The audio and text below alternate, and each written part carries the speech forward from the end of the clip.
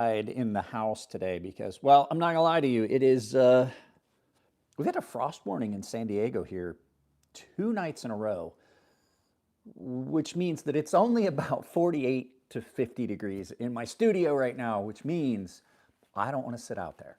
So we're going to sit in here in the house where it's about 63 degrees, which if you're wearing a sweatshirt, just about perfect temperature.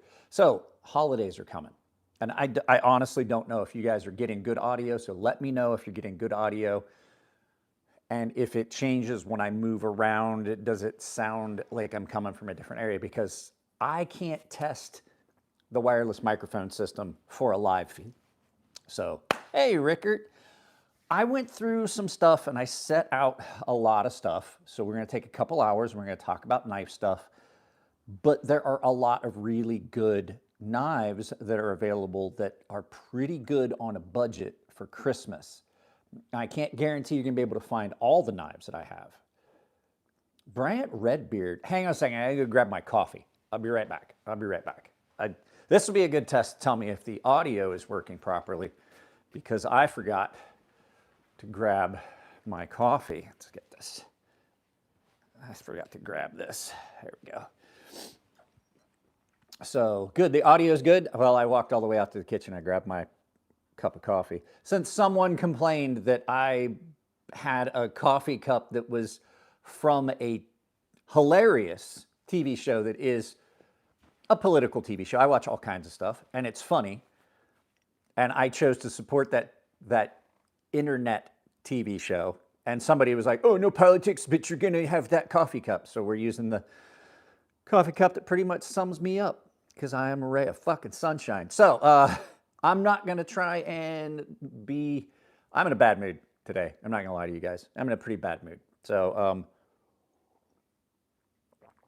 I found out that I'm being referred to orthopedic surgery for my shoulder after my MRI. So on a real quick note with a handful of people here, if you are one of my moderators, please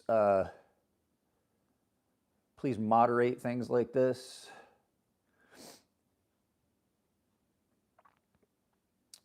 So the trolls, if possible, and if you don't like the fact that I do moderate my chat, then this might not be the channel for you, and you're free to fuck off somewhere else. Because it makes it uncomfortable for everyone here when you decide to troll the chat. So at any rate, I put up a post this morning. I can't make anything, Rickard. I'm probably not going to be able to use this arm properly for the rest of my life. There's a good chance that I've done enough damage to this shoulder. They're going to have to do something drastic, Rickard. I'm not planning on making any straight razors. I made one straight razor. Actually, I made several straight razors, and most of them wound up trash. One of them came out okay, and I gave that away. At any rate, what I was going to tell you is I put up a post this morning. I put up a post this morning that is from Blackie Thomas.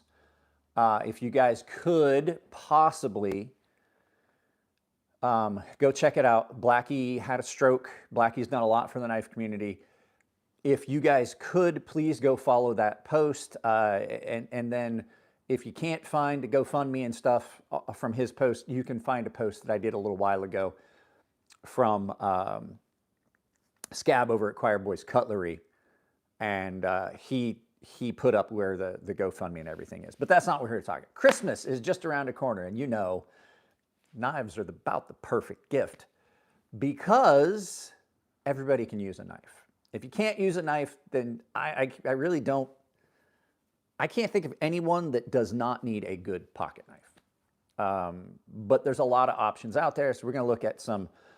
We're going to look at some classier options for some of your friends. We're going to look at some budget options. We're going to look at some offshoot brands and stuff like that. But first things first, like if you're just looking for, like if you have a bunch of knife friends, and the light's going to get weird, I apologize. I am in the living room. We may have to move around and do things like that. But one of the best all-around knives on a book, I need my reading glasses. I can't, I'm reading the chat. I'm vain, and I wore glasses for years and years and years. I got LASIK. My eyes are better than 20/20 at distance. Unfortunately, now I'm old enough Then I need reading glasses to see my phone. So I apologize. I got to put my reading glasses on to read these chats here. Rickert says, so Michael Upchurch thought trolls lived under bridges. Yeah, that's true. Sorry, but yeah, Rickert, it's not a big deal. Like I said, with this surgery coming, I'm probably not gonna be able to use this arm to do much anything. And I've lost the ability to do so many things with it already. OJ Wood, yeah, what's your question? What is your question? While I'm waiting on your question, yes, I will, if it's a decent question and I don't have to take it down. One of the best cheap knives that you can give out, like a bunch of knives to people, that is still a very, very good knife. This is my pick. Cold Steel has a lot of options available. Cold Steel is a company, this isn't the knife we're talking about. Cold Steel is a company that offers more budget options of some of their other knives.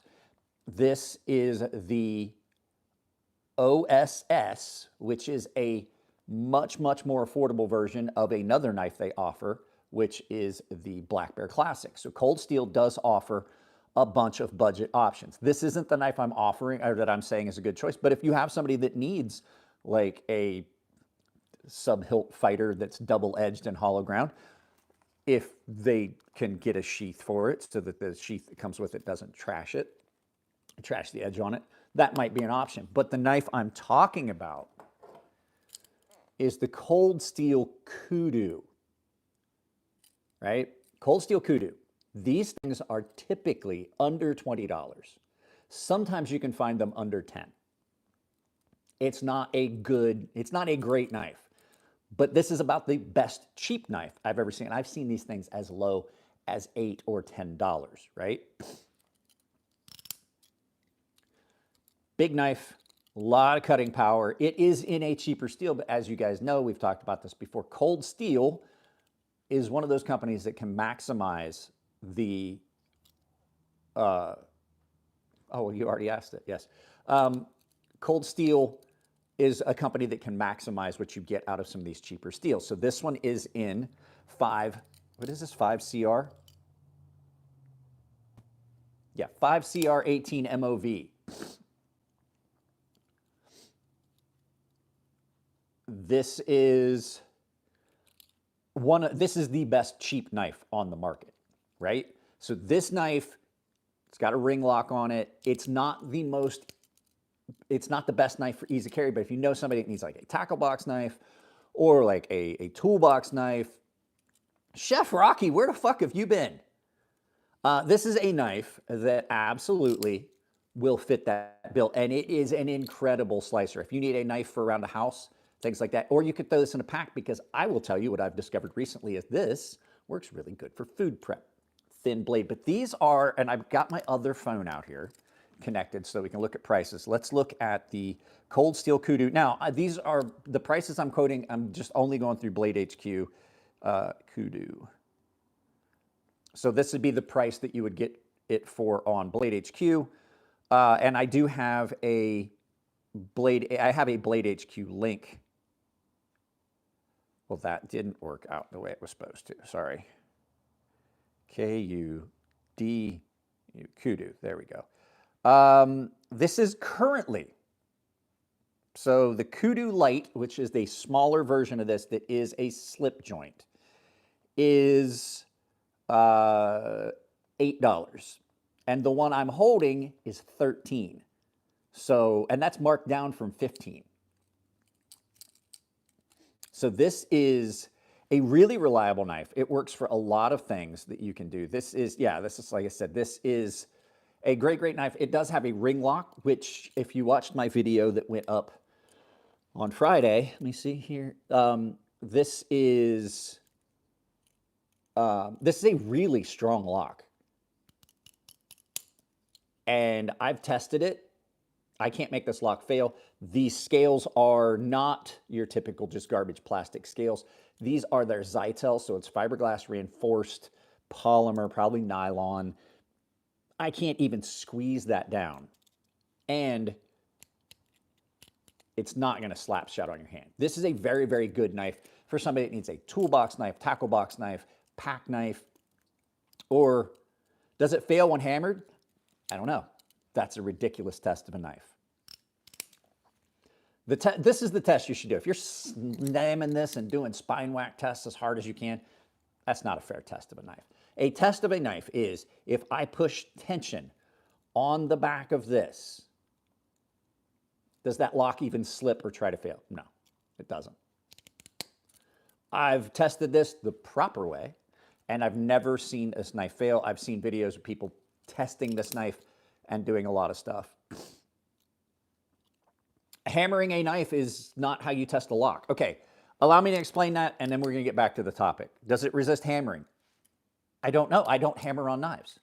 But it's a cold steel, and they test all their shit like crazy. So, this is probably... Why not? I don't try to destroy stuff. I'm not Joe X. You want to see Joe X destroy stuff? Yeah. At any rate, the proper way to test a lock is, yes, maybe do some light spine whacks, some taps, as if you were going to bump into something, but slamming it into something. You know what? Here, hang on. You need to slow down because this isn't what this video is about. We're not talking about testing. I've already put out my opinion. Half the tests that you see people doing are ridiculous. A folding knife is not something that you need a fixed blade. You, in particular, seem to need a fixed blade. Slamming this into it induces shock. It can cause the lock to slip, and any lock will fail if you do it hard enough. So, okay. I'm going to start ignoring you, or I'm going to put you in timeout because you're spamming the chat with topics that's not what we're talking about. At any rate, this is a great all-around use knife for somebody that needs something to put in their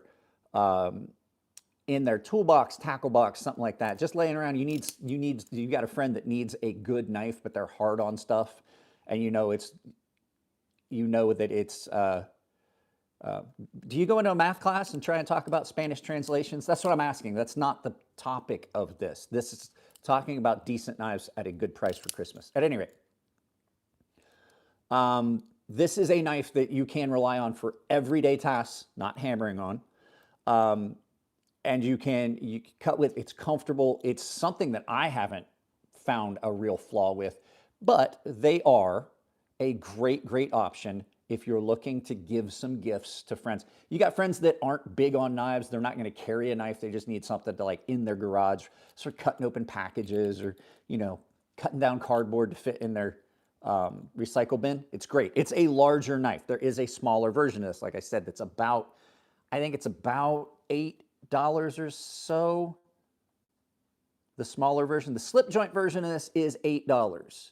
And so you guys know a slip joint doesn't have a lock. That's more of the good for tactical. Not really. It's not a tactical knife. What was this? Joker's Wild asked something. What is the highest quality, most reliable automatic knife? I'm not a big fan of automatic knives, but if you were going to really look at, I would say, just because that, if you're looking for something, and guys, there's 24 of you here. Double tap the screen, it drops a like, that gets more people here. I am personally, there's a couple companies. Heretic Knives do a really good job. Microtech, the only ones that I have, really that I have autos are from Heretic and Microtech. Now, Heretic Knives is owned by Tony Marfione's son. Protechs are good, but Kevin Thomas is right. Protechs are pretty good, but the springs can be a little bit too strong. So this is an OTF. I personally like Microtech's OTFs. Not so much that they're so much better. I just like the design of their Ultratech series. All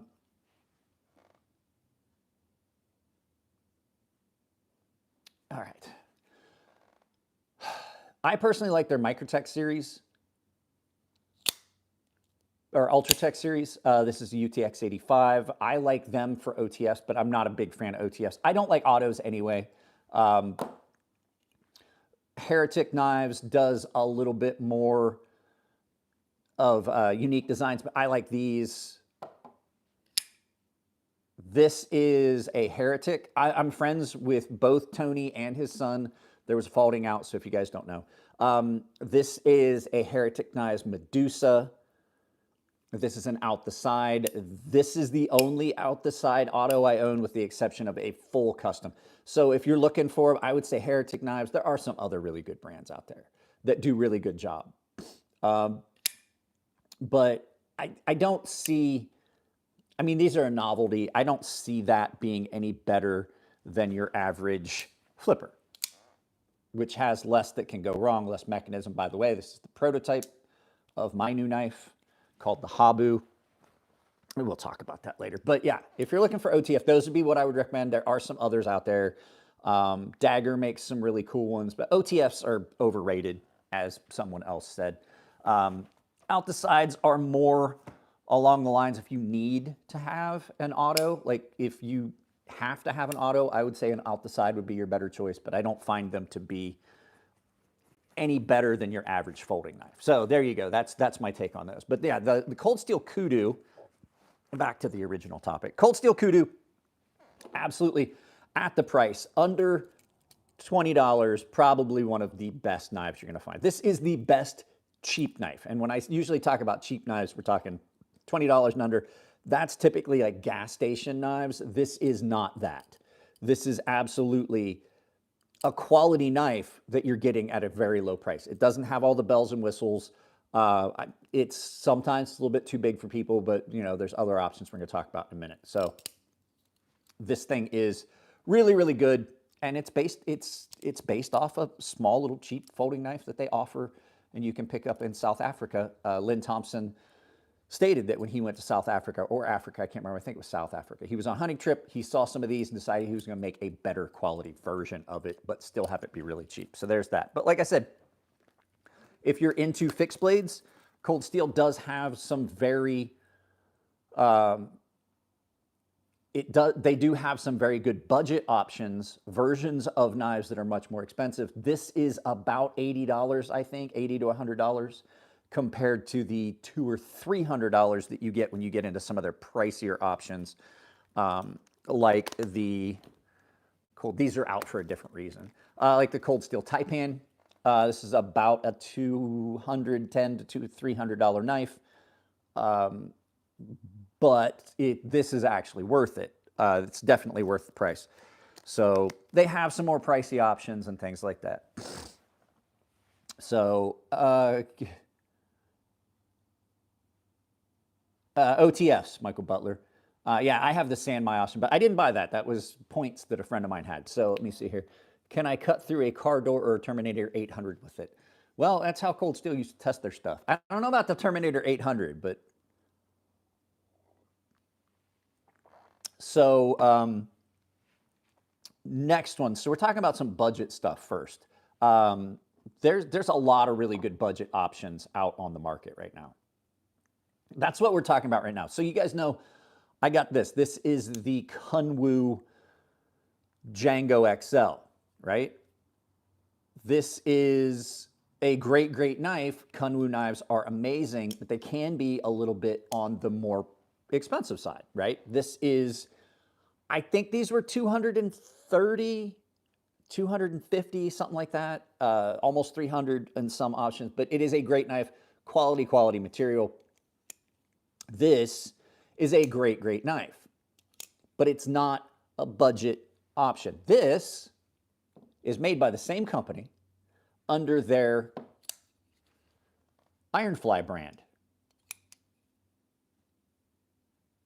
This is a great knife, button lock. It's in 14C28N.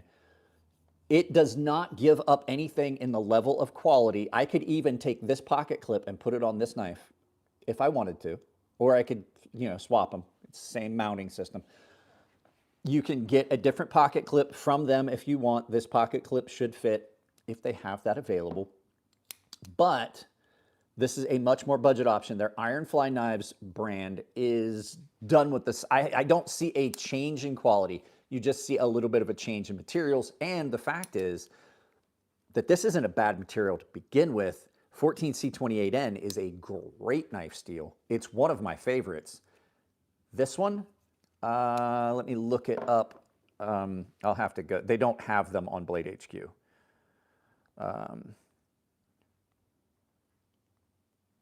Iron Fly Knives YOLO. Let's see, $69. These are $70 when you look at it. $70 and you're getting a very, very quality knife. Eagle Scout EDC, go follow his channel. We talked about that the other day.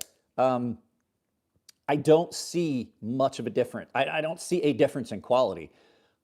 And I got to say, Kwo Knives is one of those companies that went out of their way with their flagship brand to give you really good high quality heat treat on the steel. So this is 14C28N. I've sharpened it a couple times. I've used it a bunch. This is a very good knife, utilitarian purpose, nice broad blade, comes down nice and thin behind the edge. So if you're cutting down cardboard, things like that, this is a great knife. It does take up a little bit of space in the pocket because it is that broader cleaver style blade. It's a button lock, so it is ambidextrous, left-handed or right-handed, which I'm right-handed. So you can swap pocket clip on it. It's got a spot for a lanyard on the spine. This is a great knife all around as a budget option. If you're looking for a gift for somebody. You got a friend, you want them to share your hobby, you want to get them a nice knife for Christmas, this might be the direction you look with something like this. This is one of the better budget knives I've had come in a very long time. There's some brands out there that are really getting everything they do right. Kwo, and now with their Iron Fly line. Now they have other models in their Iron Fly line. This was sent to me by a friend as a gift, and I was testing it out, and I decided that I wanted to let everybody know how good this is. So that's why I had to look up the price. $69. I think that regular price is $79. So even if you pay full price for it, you're looking under $100. So there's a handful of companies that do that, where they have like different tiers of price on their stuff. There's a lot of companies that do that. And it's a really good thing for the consumer. I absolutely love that they do that. Eagle Scout says he's going to get a YOLO. I love it. It spends a lot of time in my pocket. This is one of those knives that just, it fits the bill for a day-to-day. What state? I live in California. What state do I live in? California. This is a great all-around carry knife. And the thing is, with a broader blade like this, you wind up with a nice behind-the-edge profile. So it slices for a lot of the stuff you want to do. Your fingers are well out of the way. So if you're cutting down on something, you can cut down. And a Warren Cliff for day-to-day is just about the perfect blade. If you need, because like you can pierce stuff, you can pierce into things. You haven't seen much of the collection at all. Like even with the stuff I've got out that's in the thumbnail is just a portion of the collection I've collected over the years. And a lot of it does come, it's to make it clear, a lot of the knives that you see do come from companies. I don't buy all the knives you see. Like I've made friends throughout the knife industry, having this channel, going to knife shows and things like that. So at any rate, the heat treat on this is nuts. It is pretty insane. They're 14C28. Kwo knives, like I said, their entire, like, all their statements was like, hey, we want to give you the best heat treat. We're trying to use these steels. We're trying to get the most out of it. They do a really, really good job. I got to bring this in closer so I can sit back. I'm sitting in a weird position.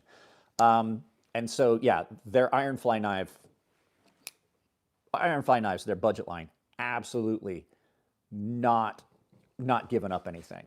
So I love this thing. The thing is, too, like a lot of times, cheaper knives, the action isn't very good. They feel kind of gritty. This does not. Everything on it was thoughtfully done. Like it's still a great knife. So really, really good option here with this one. Another one that is, let's pull this up. This is the Besttech Good Boy. Now this comes in a bunch of different colors and configurations and stuff. Let's go back to Blade HQ. And like I said, my Blade HQ link is down below. If you're looking for any of these, I would I would appreciate if you used my links down below for any of your knife purchases and your Amazon stuff. It supports the channel. It doesn't cost you anything at checkout. But let's pull up the Good Boy. Besttech Good Boy. So this is Besttech, and it is their Besttechman line. It is their Besttech was already fairly budget, but their budget line even is cheaper. But this, I'm trying to see if they have this exact one.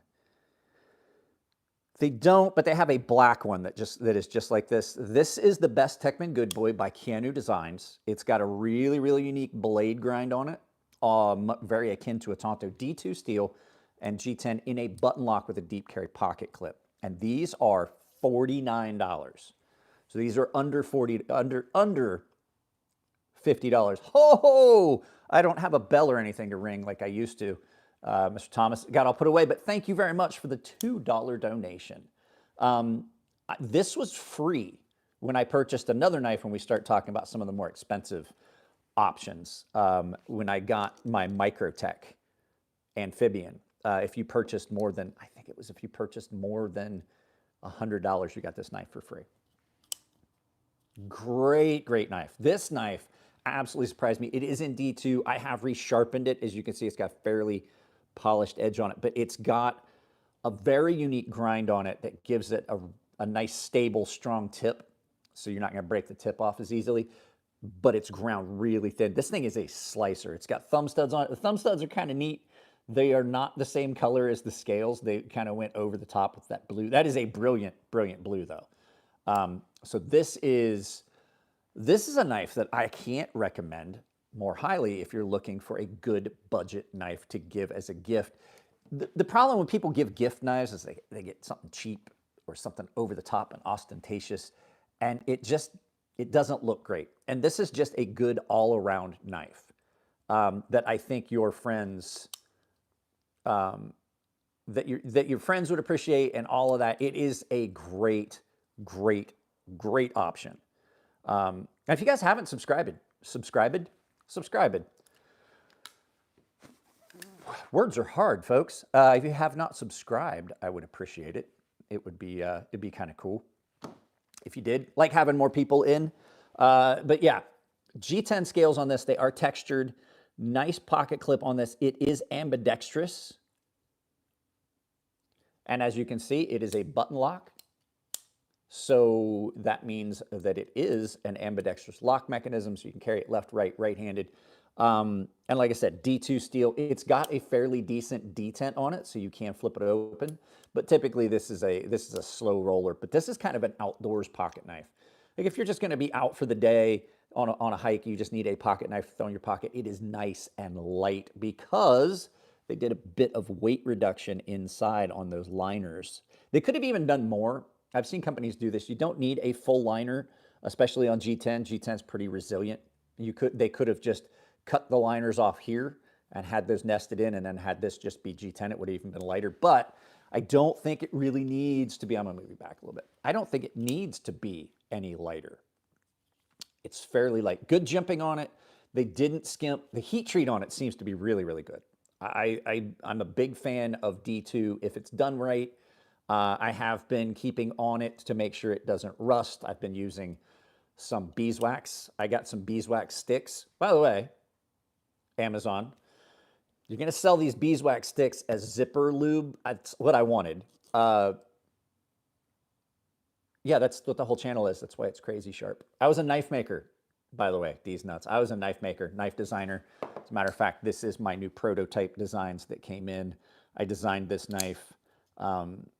These hopefully, when I do the shakedown on these, I wanted these to be available for Christmas. I'm doing the shakedown on all the little things that I want to change on the prototypes, and then we'll have to go through that whole process, and they'll have to send me more prototypes, and if they're fine, then those become the production prototypes. That's what I was hoping. I was hoping to have those before Christmas came out, but I don't think it's going to happen. Don't think it's going to happen. So yeah, these, like I said, right now, $59, so under like $60. on these. So these are, like I said, this thing's great. And they do have coded versions of it. I didn't get to pick what one I got because it did come free with a purchase from Blade HQ when I did recently buy a knife back here at the beginning of the year. But this winds up getting used a lot because I didn't pay for it, and therefore it gets used a lot. So therefore, I can tell you I test it a lot. Price range on my knife, I don't know yet. I don't know yet. The company is that, like, I'm not involved in that part. This is not an OEM project where the knives come to me and then I sell them. The company is going to have overall control of that. The sun is hitting me here right now, which means it's going to work its way around. So if the light gets weird, I apologize, but I'm not moving around. And like I said, it is cold in the actual dedicated studio. Since my wife is gone for the day, we can get away with that. Here's a knife that you guys may recognize. This is my design. This is the Sea Snake. These are under 50. I'm just the designer. So these are under, how much do they have these for right now? Now I have an Artisan Cutlery link down below that you can use. This design was meant to be a budget offering. This is, I'm trying to see what Artisan Cutlery has them for right now.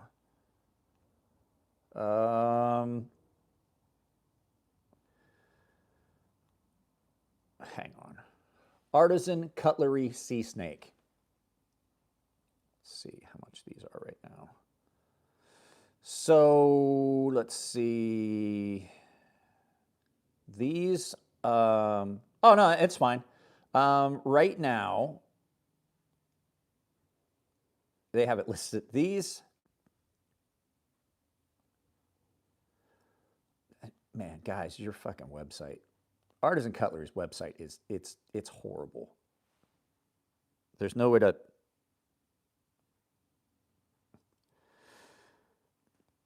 man, their website is trash. These are $49 in the all black for, sorry, that took way too long. Artisan Cutlery's website is hard to navigate. They have pop-ups that you just can't close, which is, I mean, that's fine. But this is a dedicated like EDC fixed blade. There's another one we're going to talk about in the more higher priced options. EDC fixed blade comes with a chain. I put soft loops on mine. I actually paid as much for the soft loops as the knife, but you can use these soft loops on multiple knives. I have other knives that I like. If I decided this knife I wanted to carry with soft loops, I could just take them off. It's not like they're dedicated to this, but at any rate, small little fixed blade. I designed this, and then when I was working construction, I realized that this would be a good idea to for your working construction. I had a custom version of it that I carried for a while that I was making for a customer, and I wanted to do some testing, and so I got a sheath and everything made for it, and then I finished the knife, refinished the knife. So at any rate, scout carry on this. That's not what it was meant to be, Eagle Scout. This is something that if it does get broken or it gets lost in the woods, you're not really out that much. I wanted a knife that you wouldn't feel bad using. You can see it quite obviously has been used quite a bit. Nice little small knife to give you a perspective. This is a fixed blade that I designed. This is a folding knife. It's significantly smaller than an average size folding knife. It is the cousin to the Habu, as you can see, handle shape and everything. This was the drop point version of this. This is the drop point version of this. This actually came first. I made a custom version of this for my daughter, same size, and I just flipped the blade. But people like this. It's pretty easy to find. Artisan sells them. If you use they are on Amazon. If you use my Amazon link down below, you can get these on Amazon.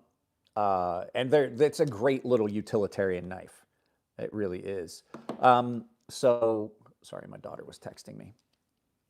She's flipping out. She has midterm. She has midterm here in the next few days. It's been postponed. And then we have dinner tonight. I get to have dinner with my daughter tonight. She does not have her late lecture, so we're going to have dinner tonight. I'm going to go up there, we're going to have dinner, and I'm going to bring her back. At any rate, yeah, that's just one. This is one that just really hits that gift knife. First name, last name. I can appreciate what you're saying, but I don't like any, I don't like, here, I'm going to take that. I'm sorry.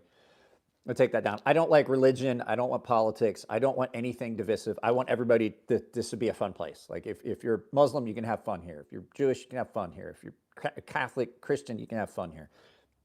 When you start putting stuff in the comments like that, then people get offended and they leave. And I don't want that. So I don't care if you're a Democrat, independent, Republican, communist. I don't care. This is a place everybody can have fun. When you start putting stuff in there, then people get upset and leave. And then people get upset that I was like, you First Amendment. Yeah, you can have First Amendment on a, or Second Amendment on a, or First Amendment on a First Amendment site. You're in my living room. I'm an American too. At any rate, American veteran, retired Navy. So this is a great option. You can get a handful of these and give them out. There's several different colors. There's a black version. There's a green version. There's a tan version. And the cool thing about it was, this is a nice thing. No, I don't want you to say anything. That's divisive. So no, please, let's not. I don't want to have to start moderating the chat and putting people in timeout for stuff. The sheaths match the handles. So if you have a tan version, you have a tan sheath. If you have the black version, you have a black sheath. You got the green version, you got a green sheath. They also have an all black coated version.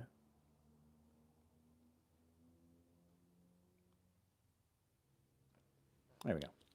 There's an all black coated version of this, which is PVD coated black. The blade, handles, screws. It is my favorite version, but I don't buy my own knife. If I have this is the production prototype. I just don't buy that. So, any rate, that's a pretty good budget option. I have some other budget brand options that I was going to tell you guys about. Let's pull this one out. We'll pull this one out. We'll pull this one out as well. And this one. So I just pulled some stuff out of the rolls over here. Is it considered a sheep foot? No, it's a Warren Cliff. Kaiser has some really good budget options. This is the mini Roach.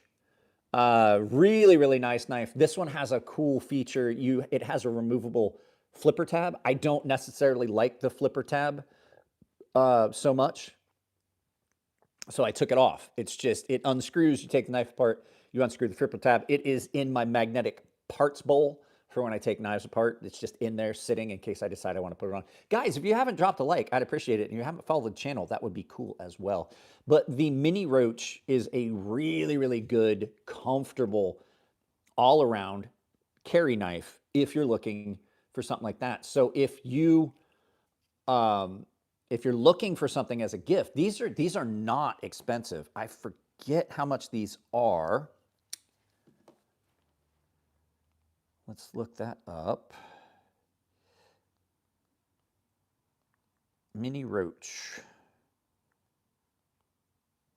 Mini Roach. These are on Amazon. Because Kaiser doesn't, I don't think Kaiser has knives really on Blade HQ at this point. These are $48. The black version, this one right here, the all black hollow ground, this is $48. And like I said, it does have a flipper tab that is removable, which is pretty cool. It is one of the few knives I've ever seen. I gotta sit back. My back hurts. Well, this came out before the Padre. This one? Wait, how far back are you? Are you? Back hurts. I'm getting old. I'm really getting old. It really is starting to affect. But this thing is great.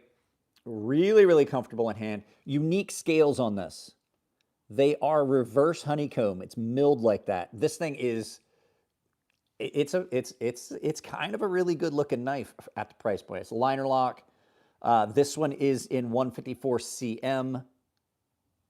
And it's G10 with a G10 backspacer and a G10 pivot collar. So it's a good looking knife. But when you get down to it, when you get it all the way up in this grip like this, this thing is a laser. It just screams through material. This one needs sharpened because this does get carried fairly often. I had to put it away because I was carrying it and not getting other things done. This would be one that if you're looking for a gift, like I said, $48. You can't really go wrong. Kaiser has some other options. I broke out another one here. Kaiser is really good with budget stuff. It does not have a lefty clip position, but the fact is it's not an ambidextrous lock. This is a right hand, it's a liner lock. If it was a button lock or something with an accent. So when I say that knives that don't have ambidextrous locks, when I get frustrated with that is if it's something like even my friend Elliot Williamson over at Farron Forge Knife Works did it with this. This does not have an ambidextrous lock position, right? But it's a button lock, which means it's an ambidextrous lock, but it hasn't been given the option of ambidextrous carry. That's when I talk about that. That's when I get frustrated. This does not have an ambidextrous lock, so therefore it's not really an ambidextrous knife, so it does not need an ambidextrous pocket clip. So, yeah, Kaiser has some really, oh shit, I dropped it. It went all the way up under the couch. Hang on. This is another one. And yes, this does not have an ambidextrous pocket clip either. This is the Kaiser Grazioso, and as you guys can see, the copper on this is starting to get a really cool patina to it.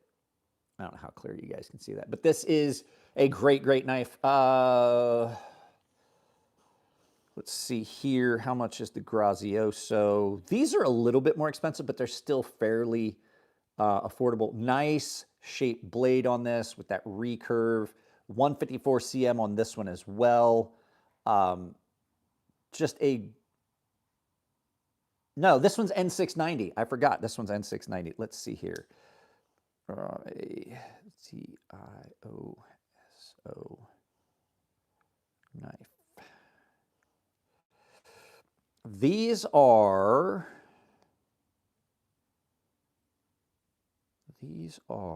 Sharif Manganis. My friend Sharif designed these. These are currently $69. This exact one with the black and copper. There's also a micarta and brass version. So this is copper and G10. And so on their website, $69. Now, I don't have a coupon code or anything for them, but yeah, this is, like I said, not a bad price for a really, really good knife. So, guys, please drop a like. This thing, super, super comfortable in hand, and it's got a beautiful grind on it. They are a little bit more problematic for a lot of people to sharpen. You need specific stones and everything. I would say that I would do it because I'm a professional sharpener, but unfortunately, like I said, with my shoulder, not happening. I can't even sharpen my wife's kitchen knives right now. So nice grip on this, but this is, like I said, under $70 for a Christmas gift. And if as a knife guy, if you sent me this as a Christmas present, I would be ecstatic. I would love it. Kaiser also has, where did I put it? Oh, I'm sorry, it's not a Kaiser. Here's another good budget brand is Canp. This is the Canp Prickle. Nice little thin knife. These are not that expensive. I actually bought this one. Canp Prickle. This is a good looking knife too. Black and gold. Sorry. Black and gold on this. This is a really good knife. And as narrow as it is, it still cuts really well. This is a front flipper only pocket clip. These are, how much are these right now? This light is going to become problematic here in a few minutes. We may have to move, but I'm gonna see if we can't gut it out. I don't know if it's causing issues for you guys, but I can't see the screen. This is the Canp SEPT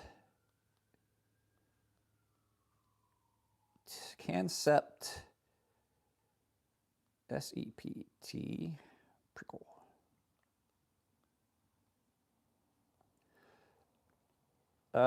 Canp Prickle at Blade HQ, which is where I got mine, and you can use my Blade HQ link.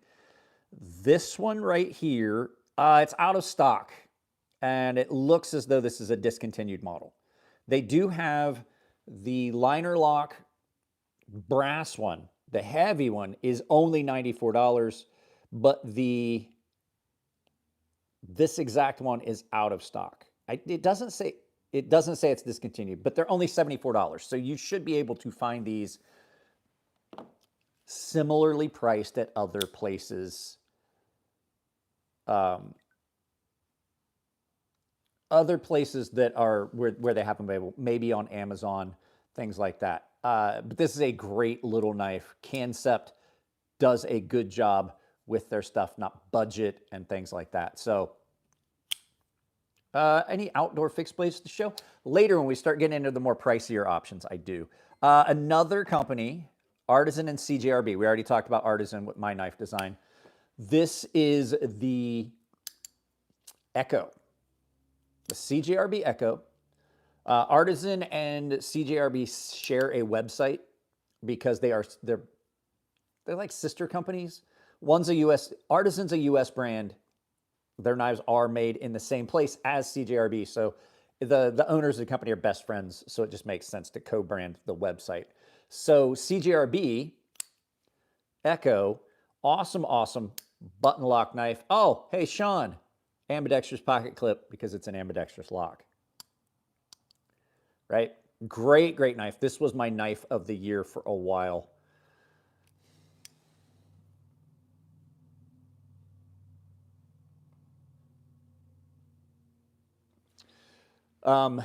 This was my knife of the year a couple years ago. This thing is a great knife. This is the one that I use just for videos. This is the one. I have one that I use and carry. This one has never cut anything. This is just, and I'll tell you why, it films better. Knives look better when they haven't been all scratched up. So I have one. I had two of these. I have one that is the one that I do carry and use.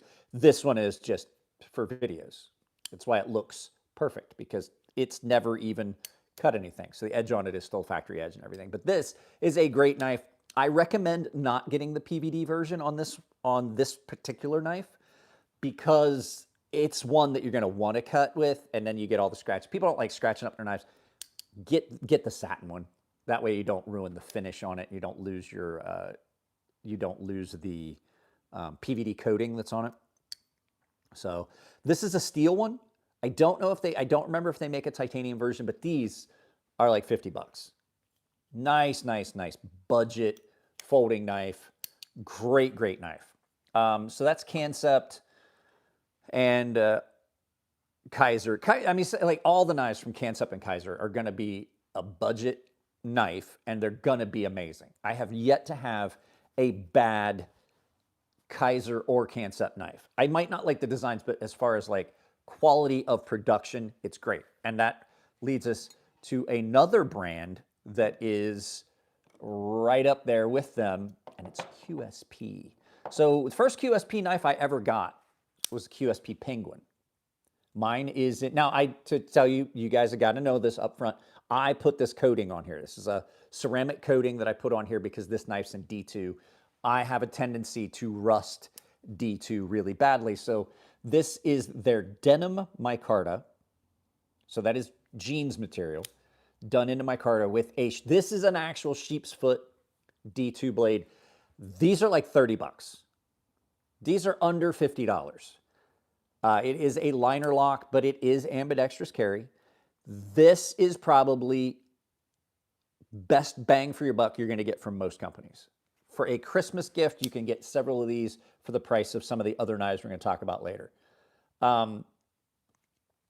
This thing came hair popping sharp from QSP, and that's one of the things. QSP's knives always come sharp. Are these for self-defense? I don't recommend knives for self-defense. If I do, there's specific knives that I do recommend for self-defense, but as people will tell you, having taken martial arts, having done self-defense, having carried knives for years, the best knife for self-defense is the fucking one you have. The best item for self-defense is what you've got. And if it means that you got to fight, then that's what you got. If you got a knife and you're comfortable using it, that's what you've got. So, I mean, really, any knife could be used for self-defense, but there are some knives that are designed specifically for that. I have one. We can talk about that later when we get kind of through this. This one is the QSP Penguin. So QSP is a really good brand. I'm friends with their US rep, David. He's a really good dude. He sent me this. I love this knife. I don't carry it as often as I used to because I've got so many knives, but like I carried it enough, I started to notice it was rusting a little bit, and I put the ceramic coating on it. It's an electrically applied, baked on ceramic coating. It's not like Cerakote where it wears out. I did a lot of cutting with this, and it has held up. So, but this is a great knife. They have several other options. This is probably the best tactical folding knife that you're going to get under $60, and it's their Pengalin. It's the QSP Pengalin. This thing is awesome. What's your buck knives can be hit or miss, in my opinion. So Samuel, I don't dislike buck knives. I have a couple. The Buck 110 is a great knife, and so is the Buck 119 Special, but Buck does suffer from some quality control issues, and their folding knives, their lockback folding knives like the Buck 110 are great, but like some of their other ones that they've been offering aren't as good. They don't use the materials a lot of other companies do. But at any rate, this is a great knife, period. Comfort level and things. But it's got that aggressive, tactical look to it that some people like. And I have to tell you, it is so comfortable in hand. QSP is one of those companies that offers the same level of quality. We talked about that when we were talking about the Ironfly YOLO, the Ironfly knives being like the division, like the budget line from Kunwu. The same thing with this. You're getting the same level of quality. You're just getting materials that aren't necessarily as high quality. This is done in D2. I actually, if you guys want to see why, I recommend having a coating on D2 blades. I don't know what I cut with it, but there's a little spot of rust that is formed on that. Even in the case, I'm going to get that cleaned up here a little bit later. It's not enough that I got to worry about it, but it's enough that I've like got to get on it. G10, but the thing that's different on this, instead of having ceramic washers, steel washers, but as far as level of quality, no difference between that and some of their more higher end versions like this, which is still a budget knife, but this is a high quality knife. This is the Kestrel by QSP. Micarta 14C28N. It's a flipper with thumb studs. This used to be Jared over at Neves Knives. This was his. He told me to keep it. So great knife. Mike, I had a dream you designed the coolest name, knife at Habu. I was watching Japanese whiskey videos before bed. That's funny because I did design the coolest knife ever, and it's called the Habu. So if you guys don't know, Habu, I name all my knives that I designed, I've named them after venomous creatures. Stonefish, sea snake, Habu. Habu is a Japanese, it's a snake that's in Okinawa and the mainland of Japan. And it's a venomous snake. And so when I designed this, why wouldn't I call it the Habu? Considering that this is a sea snake, Warren Cliff, ocean, Warren Cliff, sheep's foot blades. This is just a really, really good pocket knife for like everyday purposes. You got a nice flat on this. You got a little bit of belly. It's more of an outdoor style pocket knife. You've got the, you know, the clip point style, so you've got a little bit of belly if you're doing something you need to cut around something. Like say you've got this in your pocket and you are squirrel hunting. You could skin a squirrel with this. It's got enough of a swept back tip that you could use the belly on that to not punch a gut or things like that. Not quite as much as the Jango, which has all that belly right there, but it's a good all-around, just a good all-around design pocket knife. This is more of a traditional outdoor style pocket knife, but it's not very big, really, really comfortable. And like I said, QSP knives, high quality, even with the, who said anything about violence? Hunting isn't violence, hunting is survival. And if you've got a commentary to make about it,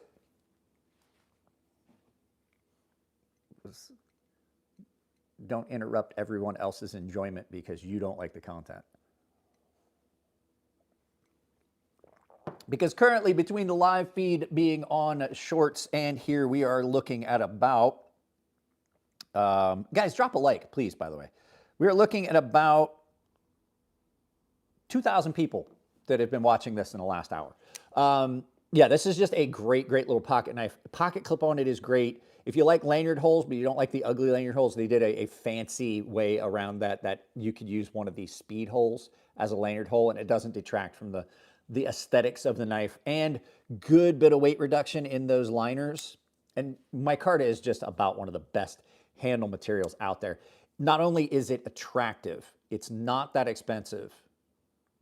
Yes, I am a ray of sunshine. I'm not just a ray of sunshine. I'm a fucking ray of sunshine. The handle material on them are great. So micarta makes a great handle material. It's grippy. Not only is it attractive, I like the attractive look of it and stuff like that. These are, it's impregnable, but it gives you really good grip, even if your hands are wet. Like you need to cut, you're out and about, it's raining, you're doing work on a job site, not going to be slippery.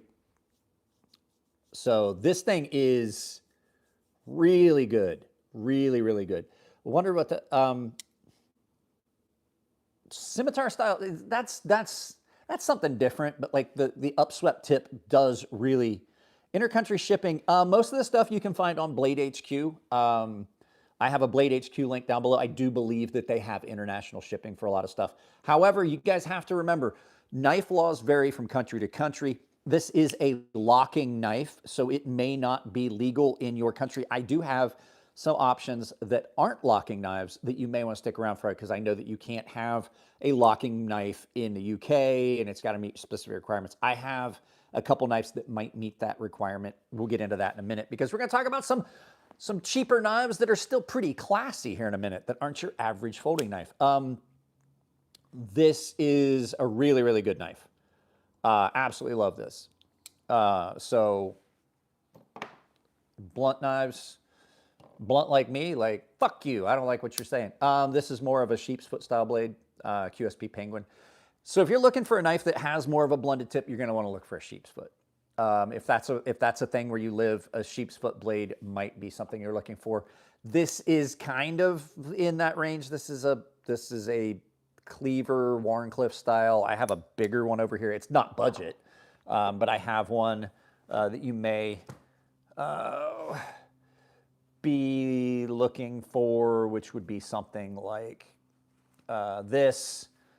This is not budget. This is more blunt. This is the Artisan Cutlery Mastiff carbon fiber titanium. This is not a budget knife. This is, and I don't know if these are even still available, but this is a good bigger knife with a drop, but this would be outside of the range. It's a locking knife. So just depends on what you're looking for if you're talking about in a country. So Cold Steel has rubber trainers.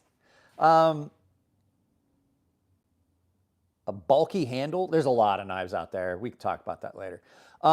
So we'll talk about some knives. Since he's here, we'll talk about some knives that might be more the option. And these are something Like you can get into, this is more kind of like classy knives. If you got like a grandfather, a father or grandfather, that like some of the old school knives, these are slip joint knives.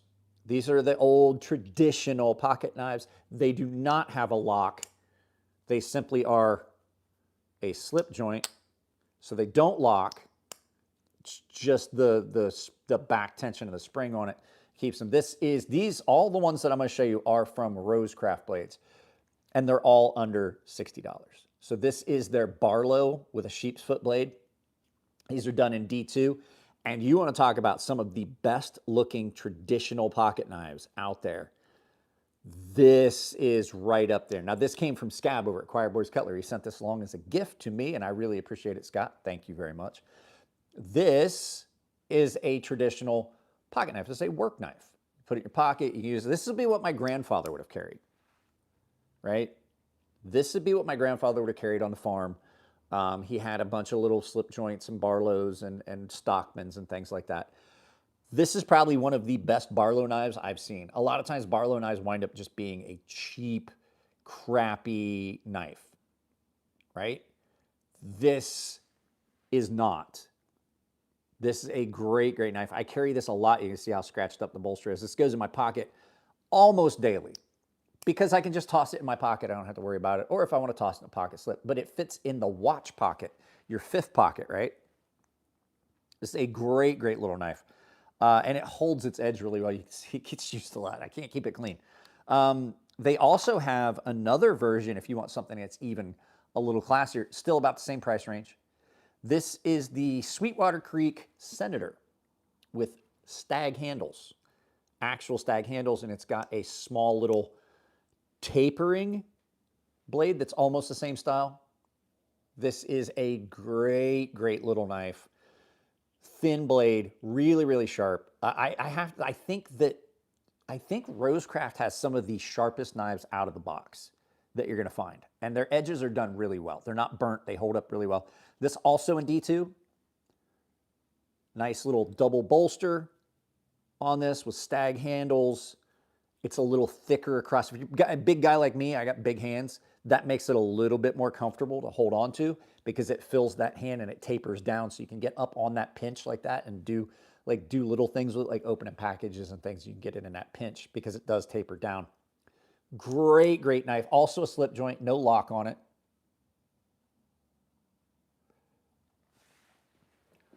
No lock on it because it's a slip joint, just like the last one. And this is something that you would see that is really one of those traditional style pocket knives. It's got a nice flat spine here, but then it's got a rounded front,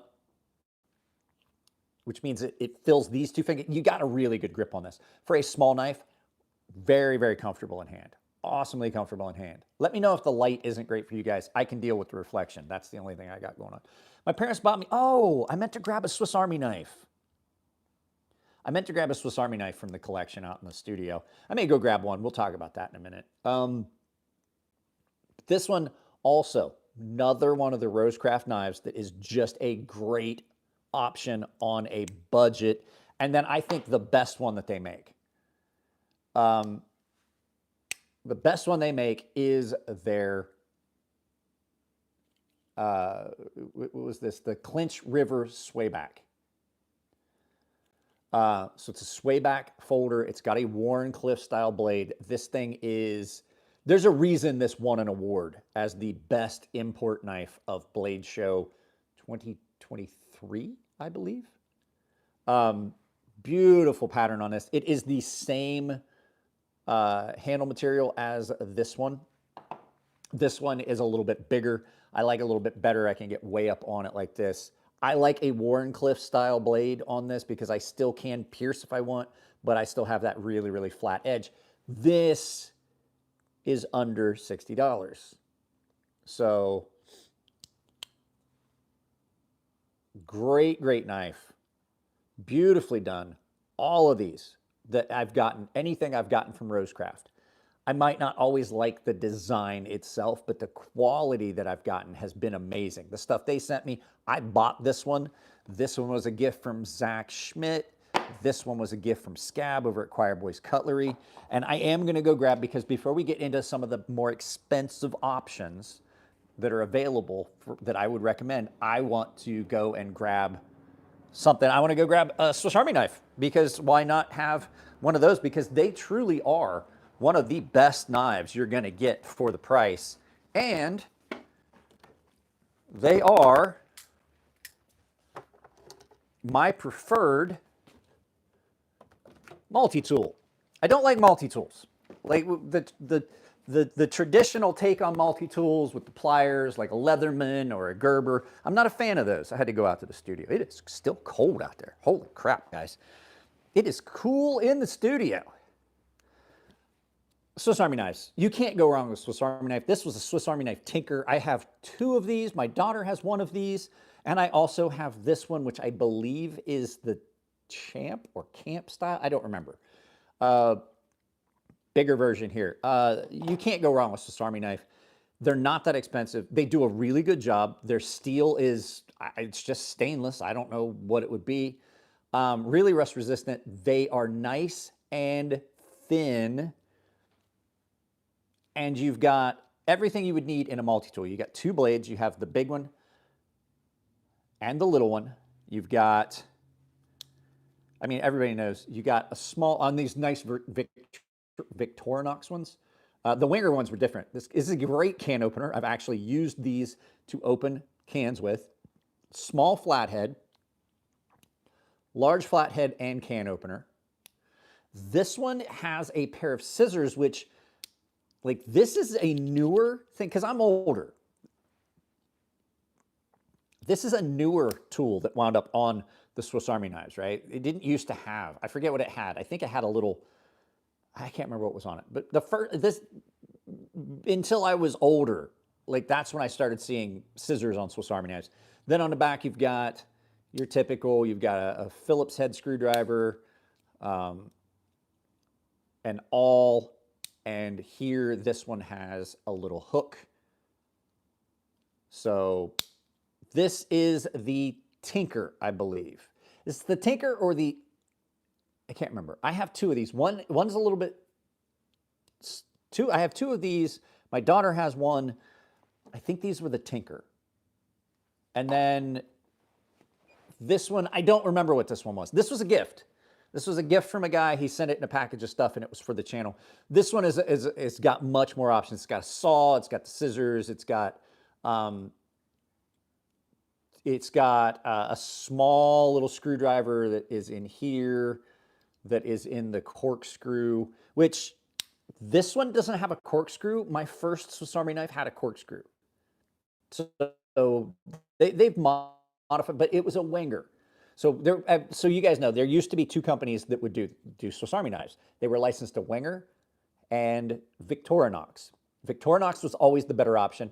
But when I was a kid, my dad got me one, and it was not a Victorinox. He had one that was like this. And I had that one for years, and it disappeared, and I got a replacement. I don't think that it's licensed to anyone else now. This one was a gift from someone.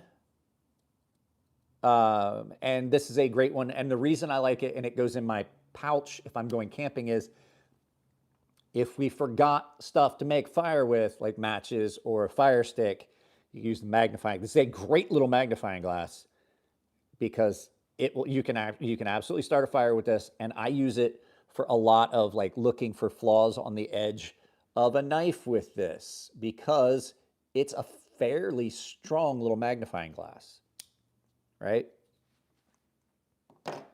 So there you go. I mean, you can't go wrong. These are on Blade HQ. I would say if you're going to buy knives, now that you've been here, use my Blade HQ link in the description below. There are many modern slippies that don't require fingernails. As a kid, I had a load of broken fingernails because the old school slip joints. Yeah, they did have really strong backs. RSK makes several new slip joints with fullers that are easy to grab. I remember how strong those old school slip joints were. They would break in and get slip. I mean, I have a couple of my grandfather's slip joint knives that are old and still are really stiff, even though they broke in. Like, I don't know how he ever opened them when they were brand new. I really don't. So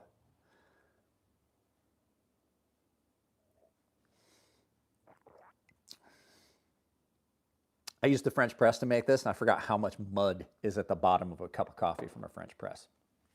So those are pretty much the budget options that I mean, there's other brands that, I mean, we could talk about real quick. I'll go ahead and do it before we get into some of the more expensive stuff.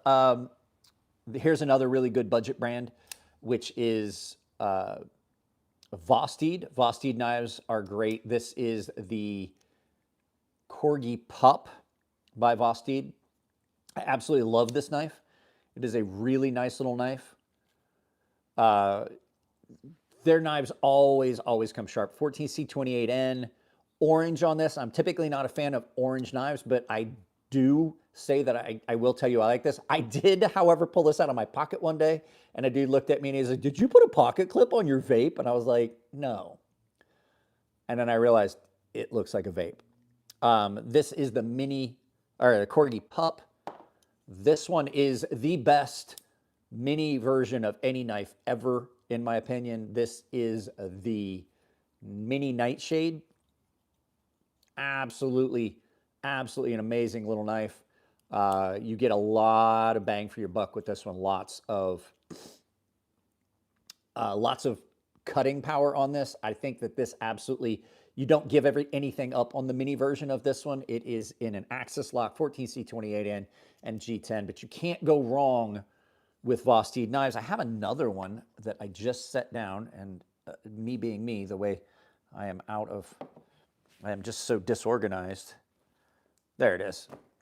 Another one that's great is the Mini Labrador. Now, I did a video about this. You guys are going to see a video that, come out about this. I absolutely lost that footage and found it. That video is going to be coming soon. I actually think it is up. I think it's only available to my paying members. I got to look before I decide I'm going to go back and re-edit. This is the Mini Labrador. And this is a great little mini knife. Mini knives are great for some people. This is something like, I'll tell you right now, this is a great knife.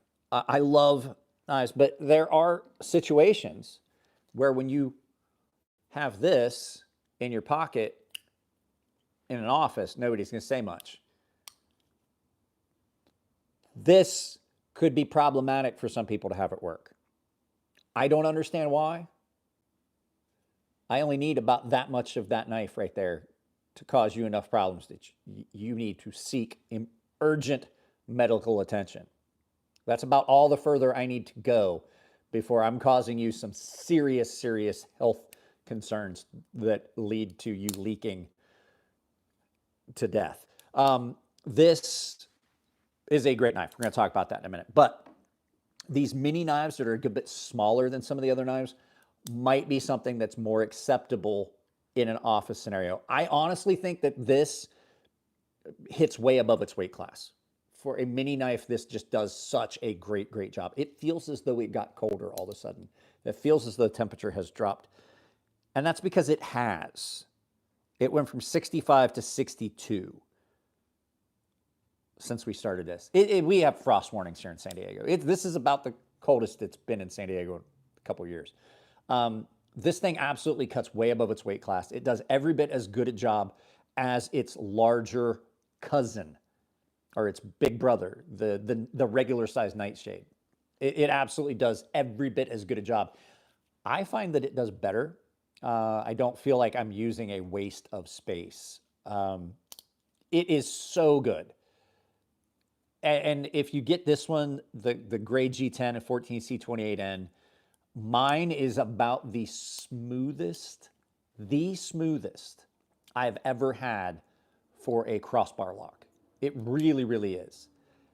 Just amazing how smooth this one is. And I don't mean like, oh, it's drop shut. Like, I mean, when the crossbar rubs on the blade, just insanely smooth.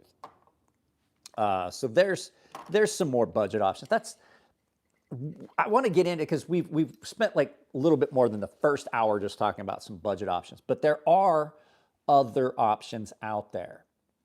that aren't as affordable, but they're every bit as good. So if you've got a friend and you want to get them a really nice knife, there's a handful of options I've got out there. And then I have some fixed blade options as well that are in the little bit more pricey range. Any of the knives over at Fair & Forge Knife Works are going to be great. But this is the Stinger by Fair & Forge Knife Works. It's a button lock. This one is in carbon fiber and titanium. This is a little bit thicker, bulkier knife. It is not ambidextrous, even though there is an ambidextrous lock system on it. But this one is in Nitro V, really, really thin. This is a good, classy type of knife. But these are... hang on. Let me see here. Do they have them on Blade HQ? I can't remember if they... I would prefer you guys go to... Let's just go ahead and go to Fair & Forge Knife Works. Ferrum Forge.com. I have a coupon code that will save you 10% on anything there at ferrumforge.com. Let's see. Available knives. I don't like their website either. As much as I love the boys, they're friends of mine. Shop now. So their kitchen knives are $154. I don't know. So titanium frame lock version of this, $190. The Lackey, which is a fixed blade that they do, $50. The Aluris 224 Archbishop. I'm trying to see. These might be sold out. $109 for this over at Fair & Forge Knife Works. So this is one of their best designs, in my opinion. The original one was a $1,000 knife because it was done in Nitnell, which is the titanium nickel alloy for the blade. It is SM100 is what it was called. So it was a completely rust-proof blade. But this is a really, really good knife. The blade shape and everything on it is great. And I don't know if you guys noticed, Elliot and I talked about this. I accidentally made a knife, like, organically. This version of this knife had not been made yet when I designed this knife. Can you see who taught me how to make knives? Because if this isn't brother and sister, they're definitely fucking cousins. Are still... What? Well, that's...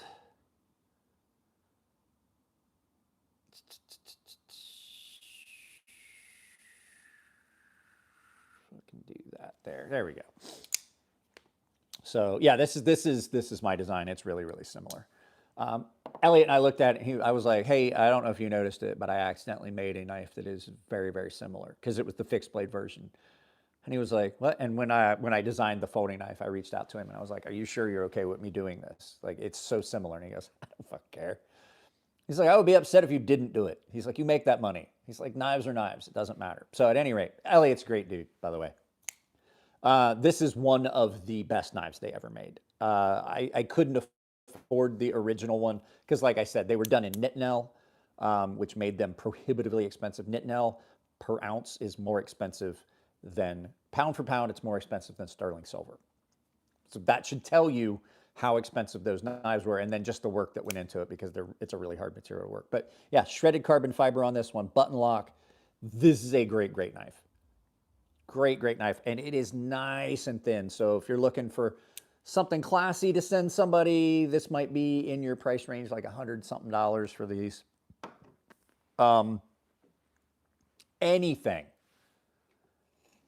Anything from KATSU Knives. Oh, and I can save you 10% on this as well. Coupon code crazysharp, all one word. It works at Rosecraft. So if you're looking for these Rosecraft blades, I don't make a penny when you use that coupon code. It's just to save you guys some money. It also works at Fair & Forge Knife Works. Crazy Sharp, name of the channel, all one word. 10% off at Fair & Forge Knife Works. Also works at KATSU Knives. 10% off of their stuff. Any of their stuff is great. That's why I went, that's who's making this.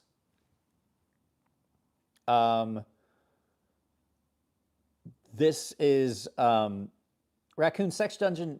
Hit me up. We'll figure something out. I'll make sure that we get one set aside for you.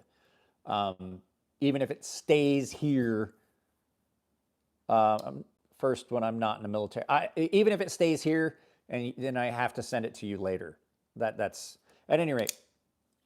The reason that they are making this knife is because I've seen the quality of what they're making with these. This is, I think these are 340. We're talking about doing some like stuff that is, we're getting to like the more of the expensive stuff, the higher end stuff for Christmas presents. But this ZDP 189 ladder Damascus, 67 Rockwell, fat carbon fiber handles, titanium backspacer, pocket clip, and scales. And this thing is absolutely gorgeous. And it hits above its weight class, even at $300 something. I know people are like, holy shit, that's expensive. You went from like $50 to $300 something.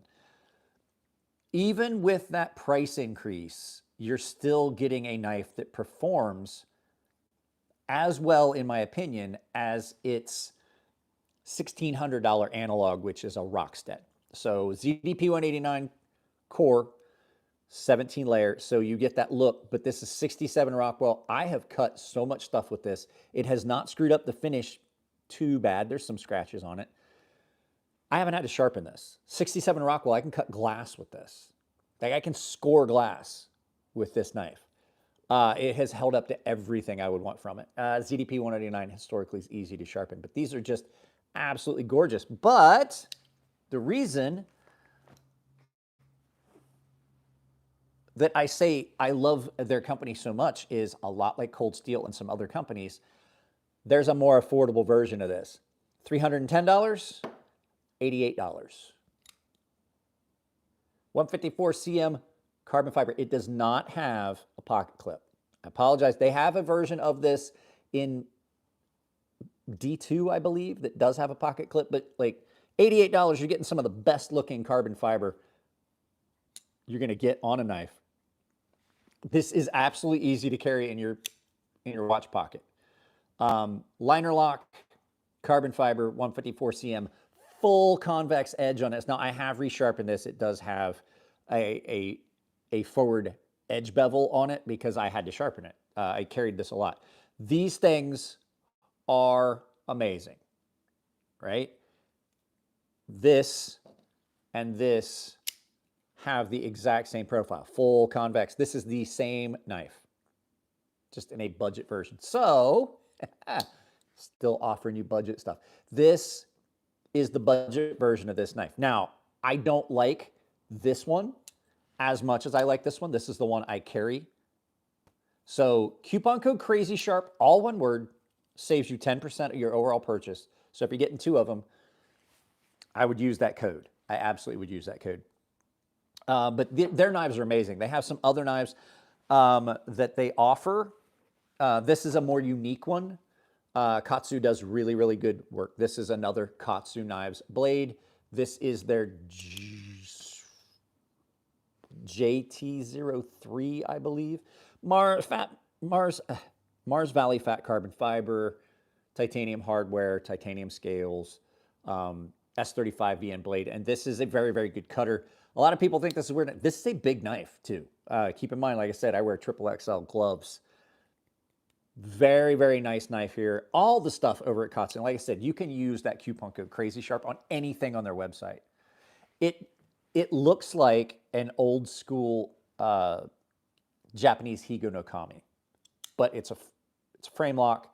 It's basically a frame lock Higo no Kami front flipper, and it is really, really comfortable. But yeah, awesome, awesome. See, Mars fat carbon fiber. I love the fat carbon fiber. I like the Mars Valley. Oh, hey, the sun has shifted to the point where it's now illuminating everything on my stand here. So there's those. Yeah, KATSU knives, like I said, 10% 10% off Coupon code crazysharp. Like I can't recommend their knives more highly. And like I said, if you're wanting to save some money, I've got a coupon code for you for that.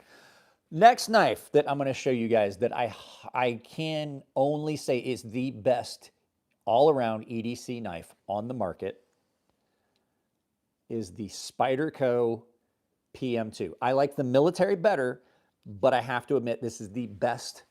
This is the best. Sorry, my daughter's texting me.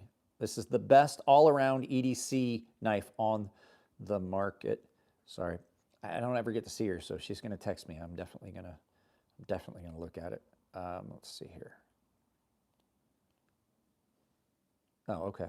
She's just telling me that where we're going to go because we're going to eat dinner tonight. I'm going to go up to her college. At any rate, this is the best budget knife, or not budget knife. This is the best EDC knife on the market. Is it budget? No. Mine's in S35 or S90V and G10. I did dye the scales on this a different color. They were not originally this color, but you are not going to find a better budget knife on the market than this one. All right, God, the EDC knife on the market than this one. One of the strongest locks you will ever get on a knife. It is a ambidextrous lock. It is ambidextrous carry. Tip up, tip down. The action on it, absolutely amazing. And the compression lock is amazingly good, right? Amazingly good. This thing is, it's incredible. Blade shape and everything, size factor, that's what makes it so good. It is the best overall pocket knife, or I mean, EDC knife for almost everyone. I do like the military 2 better. It's bigger version than this, a bigger version of this, but you're not going to get any better. The lock is amazing. It is one of the strongest locks on the market. Some people don't like it. I put an additional piece on here to make it more like a button lock. In hand, one of the most comfortable knives. Spyderco, you can get these on Blade HQ at my link down below. Spyderco does have some quality control issues from time to time, but it takes a lot. This is S90V. I use this knife a lot. It's got my edge on it. It's got a pretty aggressive edge on it right now that I put on it. I think it's a 600 grit. And so it takes a lot with some of these steels. The S90V holds up really, really well. Let's see here if it's available on Blade HQ. Hang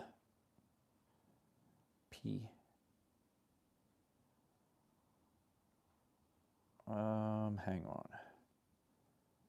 Paramilitary 2.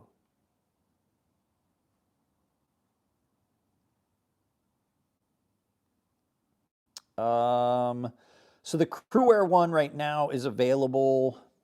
Let's see here, go back one.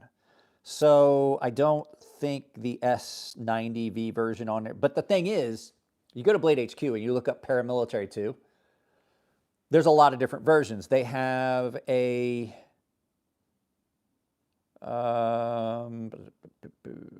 let's see here. They're not showing the steel on this. But they have the Kwo and Brown Micarta.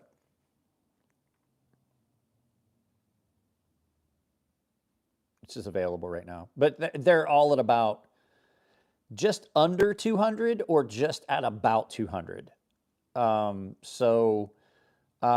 some reason, it's not showing the steel on this. So your steel's going to, some of your steels are going to be a little more expensive. Paramilitary 2,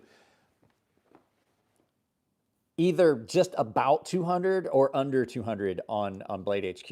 A lot of them are on sale right now. They having a Christmas sale. This would be one I would absolutely recommend. Like I said, there's a link to Blade HQ down below. All you gotta do is type in Paramilitary 2. Don't type in PM2 or you're only gonna find parts and stuff. It should really make an OTF. I mean, I can see that for some people. The problem with OTFs, let me tell you a problem with OTFs. They get really, really dirty. They get really, really dirty, and then they gum up. They gum up, and then you've got, you know, a knife that does not. Hey, thanks. So you guys know, like I said, I don't like to put politics. We don't talk about politics, but I am a fan of some shows. Steven Crowder over at Louder with Crowder is one of them, and I find it hilarious, and I choose to support. I bought some of their gear because that stuff's cool. But yeah, awesome, awesome, awesome knife. I can't, this is, if I had to recommend one knife to everyone, it would be this knife. Regardless of the fact that I'm a knife designer, I have knife designs out there, this would be the knife that I recommend that's going to be across the broad sweep of all people that carry knives. This is probably the one that's going to suit them best. It's ambidextrous lock, super, super strong lock, quality materials. It's quality made, tip up, tip down. It's just, this thing is great. So, another knife. Where'd I put it? Where'd I put it?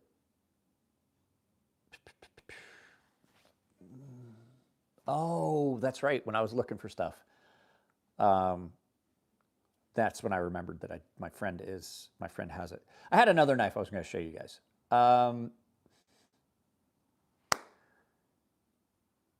There's some brands out there that have there's one right here that works. We'll talk about this. We're going to talk about another high-end knife, but then I've got a couple other knives that we can go. How's the compression? I have never had I carry this all the time. It gets dirty. The compression lock is basically like a liner lock on the back, but it gives you a lot more strength than your average liner lock, and it's a safer lock. I have not had a problem with it. You see how smooth that is? I don't have a problem with it. It is basically a liner lock on the back. Never had a problem with it. I use KPL though, and their claim is that it keeps the grit in suspension, keeps the dirt in suspension so it doesn't affect, and I find that to be honestly true. It does do what it says. And so I get really good action on this and stuff like that. So it's a great, great lock. It is one of the strongest locks you're going to find. The detent ball rides on the track just like a regular frame lock or liner lock. So I haven't had any problems with it not holding up to gunk and dirt. Most of your locks out there are like that. Button locks do have a tendency, I have to admit, as much as I like a lot of the button locks, they have a tendency to start having problems. Thank you, G-Man, but let's not do any religious stuff. That's fine. I'm not going to mess with that. Thank you very much, though. I do appreciate that. I just don't want you to go in and try and recruit for the Church of Latter-day Saints or something like that.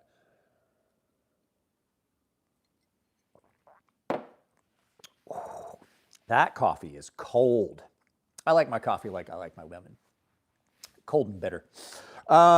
So where'd I put it? Oh, here we go. All right. We're going to look at 3 American-made knives that I absolutely can't recommend highly enough. First of all is a folder. The next 2 are fixed blades.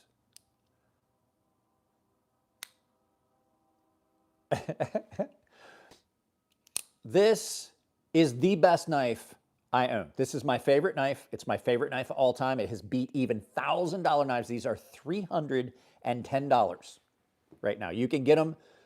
If they're not available at Blade HQ, they should be at GP Knives or Knives Ship Free in the links that I have down below. This is the Microtech Amphibian. I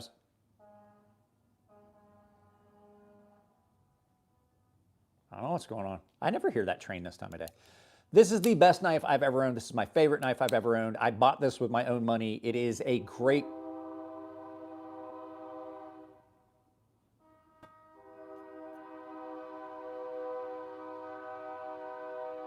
Are we about to have a train accident?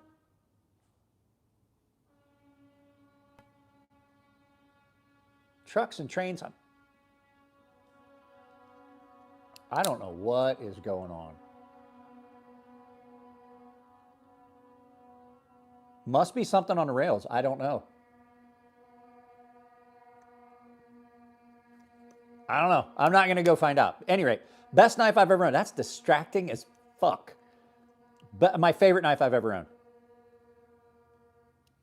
This thing is incredible. They are great. This has the new ram lock, which is the best crossbar lock on the market. I don't care what anyone else says. People are like, oh, you fucking failed. Yeah, because you were slam testing it on a piece of wood.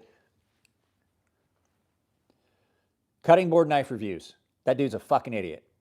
I watched, like, he's like, I'm gonna do a spine whack test. And I saw it, I was like, he's gonna hit that really hard. I know that kind of, I could tell by the way he was talking about it. I was like, oh, he's gonna slam that really hard into that piece of wood. And I saw how he was holding it. And I was like, great. He was holding it like this and slamming the spine of the knife. And I'm like, that's gonna come back and cut him. And yeah, he was wearing gloves, but still, gloves don't protect you from stupid. I have no idea what's going on. Absolutely one of the best locks if you're looking for a compression or a crossbar style lock. It's got the plunger here. It's out of the way. It doesn't have those wonky, shitty Omega springs that are going to break. People are like, they don't break. Yep, they do.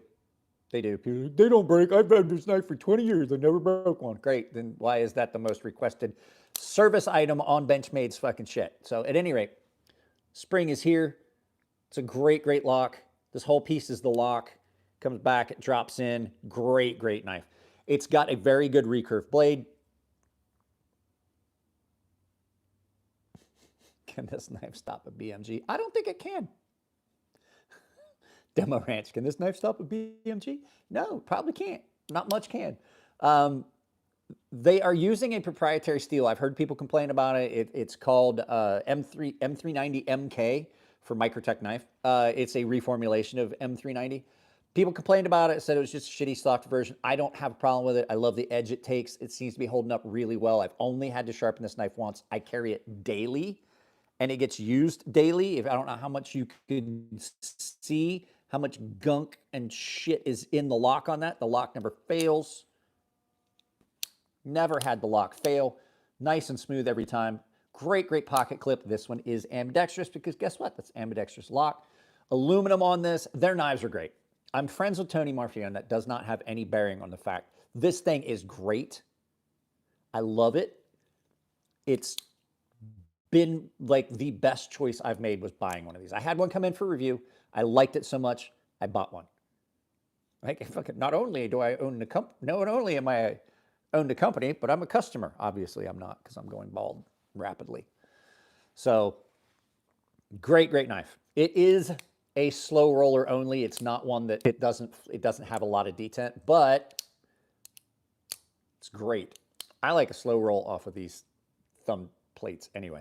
Yeah, so there you go. This one is the Microtech Amphibian. And I'm not gonna lie to you, pretty much any of the Microtech knives. If you find a Microtech knife that you like, 9 times out of 10, you're getting a super quality American-made knife at a decent price. Their stuff, the price on their knives have dropped drastically since the first time I bought a Microtech knife.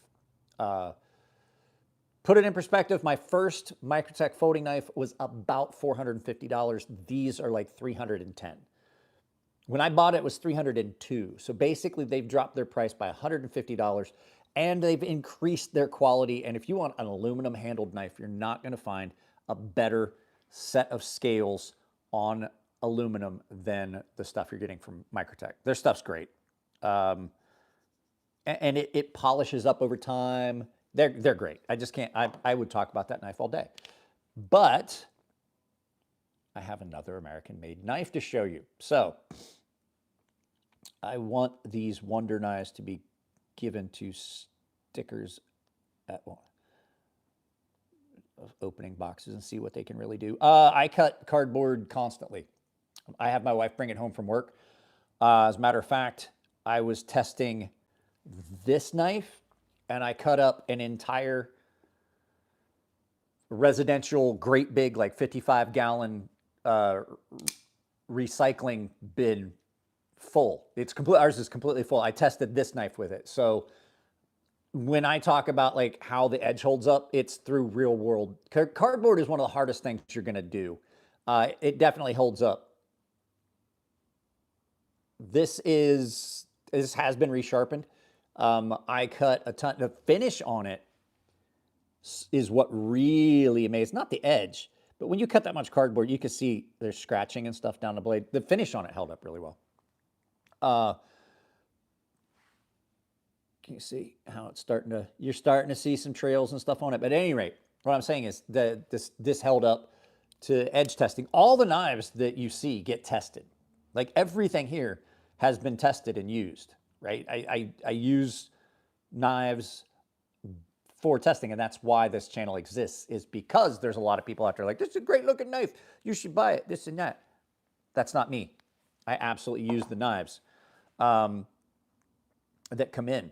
So, but yeah, that's any of the Microtech knives are going to be a good bet. And the steels that they use are really good. They do a really good job with LMAX. They do a really good job with this M390 MK that they're doing now, which somebody said it reminds them of LMAX. It kind of does, which is what this knife is in. One of the greatest steels out there is LMAX. Now, this next one, it's a fixed blade. The next two are fixed blades, but this is probably the best new American-made company out there, and it's TKL Knives. This is the TKL Night Guard. So this is the TKL Night Guard in 80CR V2 and Micarta. This thing's incredible. I will tell you, coming from someone that my entire adult life, I have sharpened knives. I've sharpened knives professionally. I've sharpened knives for companies. I've sharpened knives for custom makers. I've sharpened knives for customers. I have never received a knife out of box that comes as sharp as a TKL. I don't know what Tim does to make his edges. I don't know how he's doing it. These are hands down the sharpest knives I have ever handled. Now, this isn't your average outdoor knife. This is more of a first responder, self-defense knife. Tim's knives are amazing, and it's not just the knife. It's the overall customer experience from what I understand. I've never bought it. This was a gift from Zachary Schmidt. This is the new Warren Cliff Night Guard. All of the knives that I've gotten that have come in for review, either from other people or now this one, have been amazing. And it's not just the, no, it's a Warren Cliff, and it's not a Pikal. It's not a Pikal. It would be more like a Karambit. I'll show you Pikal a little bit. If it was a Pikal, it would have to be like this. That's a Karambit. When you're slicing this way, it's Karambit. If it was a Pikal, you'd be doing it this way. Just the same kind of thing, just backwards. It's not just that. The sheath on this is absolutely amazing. Easy to carry. Comes with this clip. It would be one that if you wanted to put soft loops on it, like say you're not necessarily, I'm not a big fan of this. It is a great scout carry option. On me, it slides. When I go to pull the knife, it slides down my belt, and that's just because of my belt. If I had a thicker belt, it would probably work. So the thing about soft loops is they have a tendency to, if you got two of them, they kind of like bind each other this way when you pull on it, and it binds to your belt, and it kind of holds it on there tighter. But the sheath on this, right?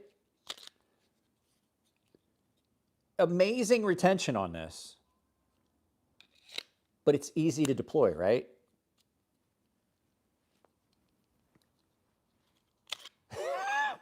You would think with that ease of deployment, like the way it pops out, almost nothing, you would expect rattle.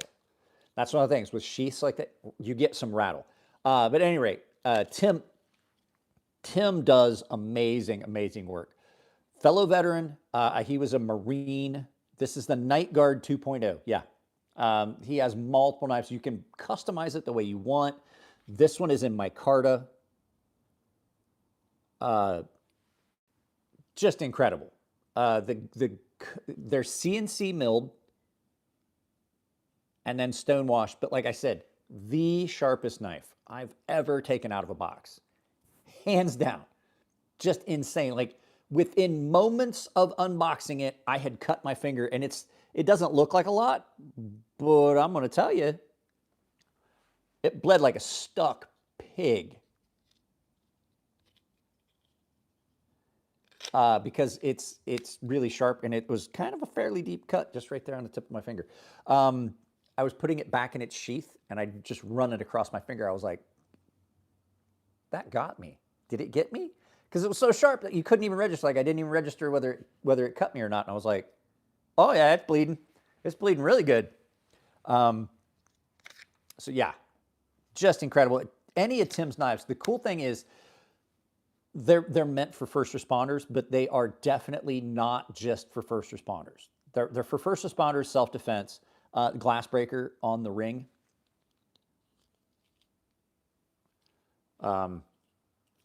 That's not a thumb hook. Somebody was saying that's a thumb hook. It's absolutely not a thumb hook. It's still going to be in that same reverse grip. It's not. Absolutely incredible how good these are. And I mean, I've had them on the channel before. Jared sent me like 3 of them. I had the Night Hawk. I had the Guardian. I had another one. These are, so that's what I was getting ready. $218. 100% American made. It's basically a custom knife. You can go on their website. You can customize it. This one, I mean, just when you pull it up, they're like $218. I don't remember if the sheath was included and stuff. Like you may have to add like maybe an additional cost to it. At any rate, when I looked at this knife, $218 for a 100% American made knife. That's not bad.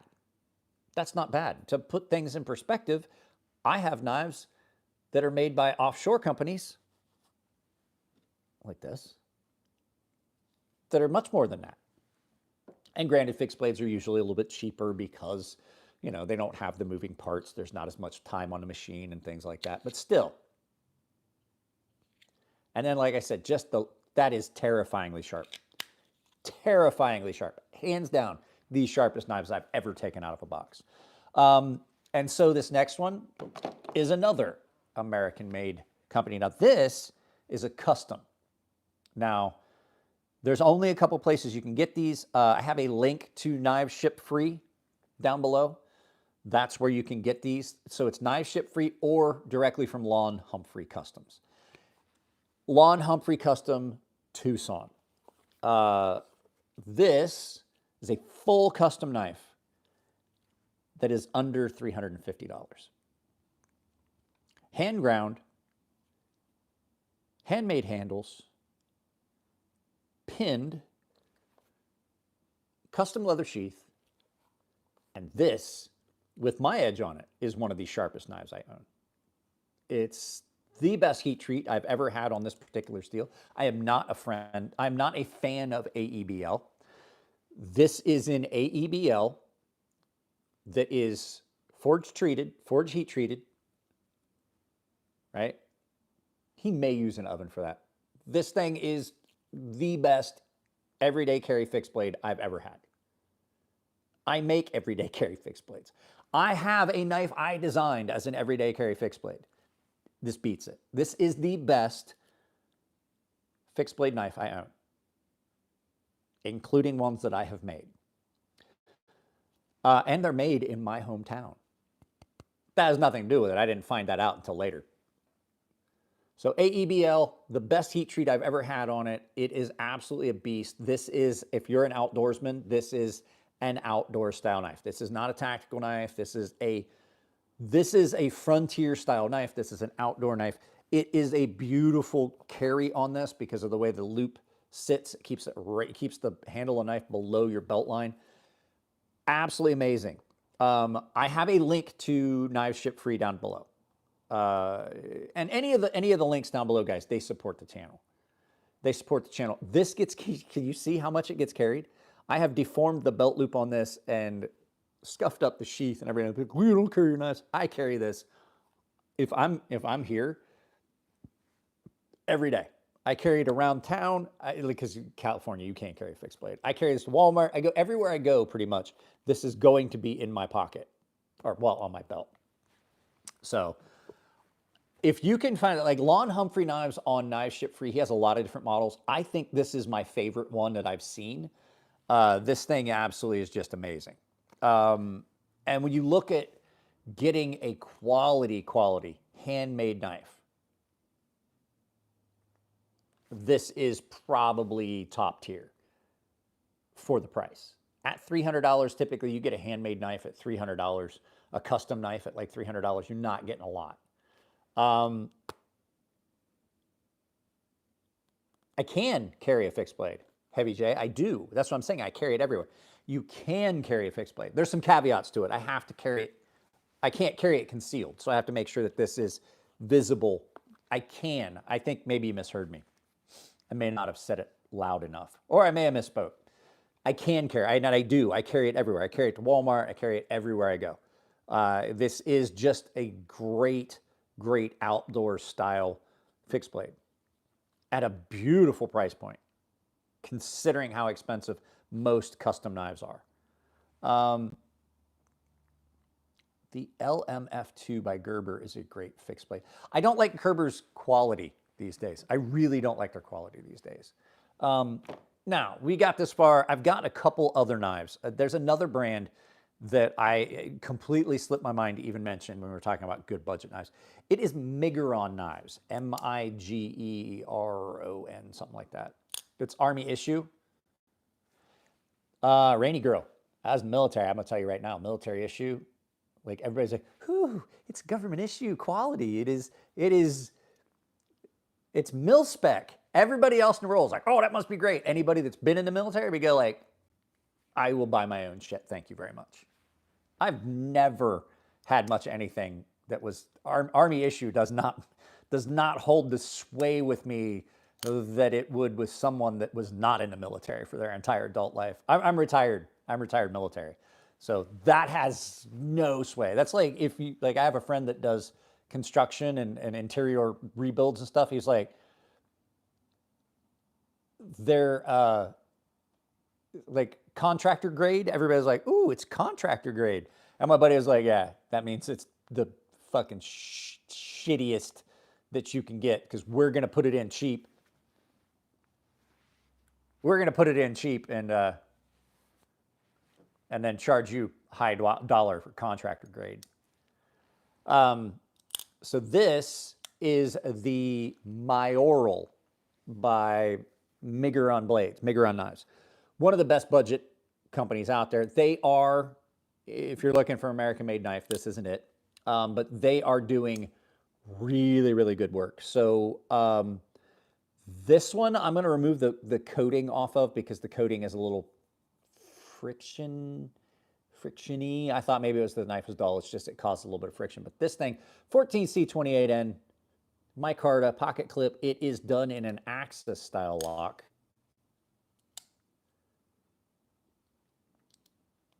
Beautiful knife. This is great. They also have, they have a lot of knives on their catalog of knives. Is it a ceramic coating? No, it's PVD. So this is a PVD style coating. It is coarse. So I typically like, just so you guys know, I typically like, if you're going to put a PVD coating on something, I like to have a bit of a stone wash to it because what it does is it smooths out that coating. It's not as rough, so you don't get the friction that you typically would get with a lot of knives. And so it kind of just smooths that out a little bit. And so if you're going to do an actual ceramic, like I have a knife here, I did an actual ceramic. So this is a full-on baked ceramic. So it's not Cerakote.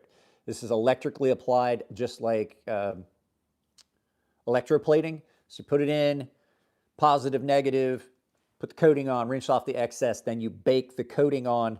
You didn't have to worry about it because it was at a temperature that's well below. So you could bake this at 250, 300. It was more the time frame. You baked it for an hour, kind of like you would do with Cerakote, but you get a true ceramic coating on this. And it's frictionless. It holds up really well. It's really thin.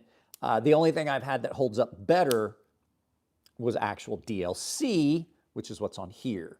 So any thoughts on Damascus? Not a big fan of Damascus. I'm not. I like, if you're going to get Damascus, get something that's the powdered metallurgy Damascus, like the stainless steel Damascus, like Damasteel or some of the others, or Damacore, or something like this that is like a ladder Damascus, which has a core. This is ZDP180. And the problem is you got two dissimilar metals. They're not going to heat treat it the same, like especially if you're doing forged Damascus. There's inconsistencies in it. One steel's harder than the other. One steel has more wear resistance than the other. At any rate, Miguron Knives, great, great budget line of knives. They have other versions of this one. I love this style. I love this particular design. But like I said, I'm probably going to stone wash. I have a tumbler here.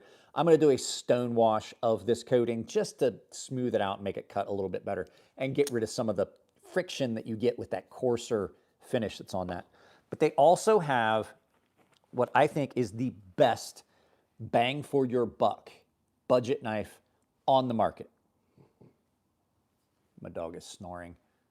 This is the Valona. Now, this is a 9-inch knife. It does not feel like a 9-inch knife. This thing is, mine is in DC53 steel. I know that they do, what's my thoughts on Mora knives? Mora knives, if you're looking for a cheap knife, I should have grabbed mine. Mora knives, the Mora knives are best bang for your buck budget fixed blade you're going to find. Like, they are the GOAT. Like, if I could only buy one knife for the rest of my life, I would be able to replace it over and over again. But I was stuck with that knife. I think that just outdoor-wise, that's probably the best knife on the market. The Scandi grinds on their stuff. They use Sandvik-style steel. It's amazing. I think they use 12C Sandvik. At any rate, this is a great, great budget folder. These things are under $100. I was mad when I found out how much it cost. Overall, clean lines on this. The newer ones out. Chris Boswell. I don't know who Chris Boswell is. Big shout out to Chris Boswell, whoever the fuck that is. This, can you see how much I carry it? Do I hunt? I used to. I'm in Southern California. It's too expensive to hunt. I got bad knees, bad back, and fucked up shoulder. I don't go out. I'm not going out in the woods like I did when I was younger. I'm 50 years old, guys. Like, there's a lot of things I used to do that I can't do no more.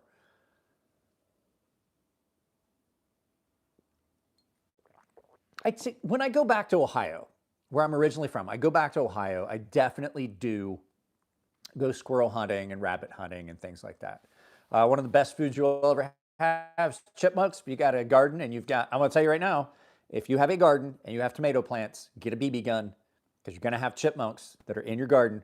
And if you get a BB gun and you take care of those chipmunks, if you skin them, gut them, clean them up, throw a bunch of them in the refrigerator, in the freezer, and when you get a chance, pull those things out and smoke them. I have a theory that the cuter the animal, the better they taste. Somebody has messages they're trying.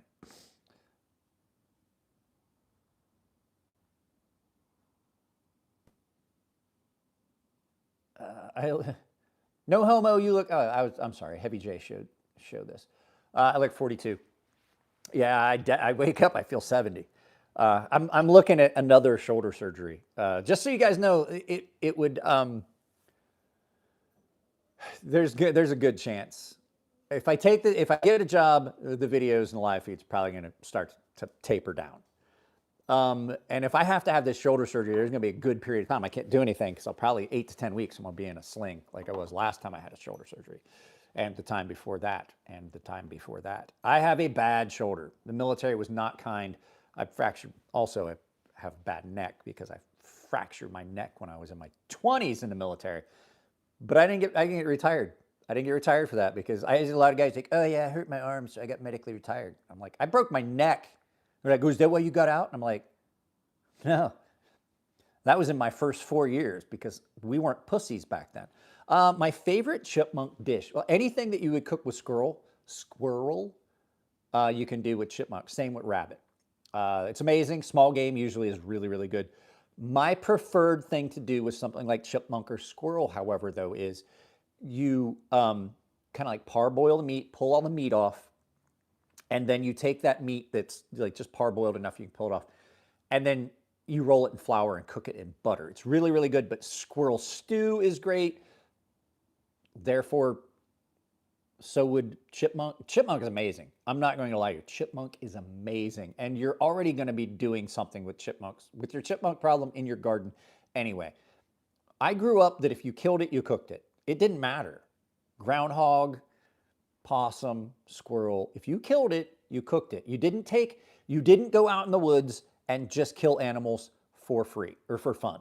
It wasn't something you did. I enjoyed hunting, but hunting was done for a purpose. And therefore, if I kill an animal, it's going to get eaten. Squirrel gravy, squirrel everything. So any of you guys that are like, oh my God, I can't believe you killed small, cute little animals. Like, where do I draw the line on what animal I'd eat? I've had dog. It's delicious. I grew up on a farm. Horses. Horses, key to your livelihood. I've eaten horse. If you can eat it, I probably will. And I got news for you. If you like chicken, you're like, oh, I eat a lot of chicken. Squirrel and rabbit are what chicken could have fucking been if it just tried. Just tried a little bit. Chicken is so fucking boring.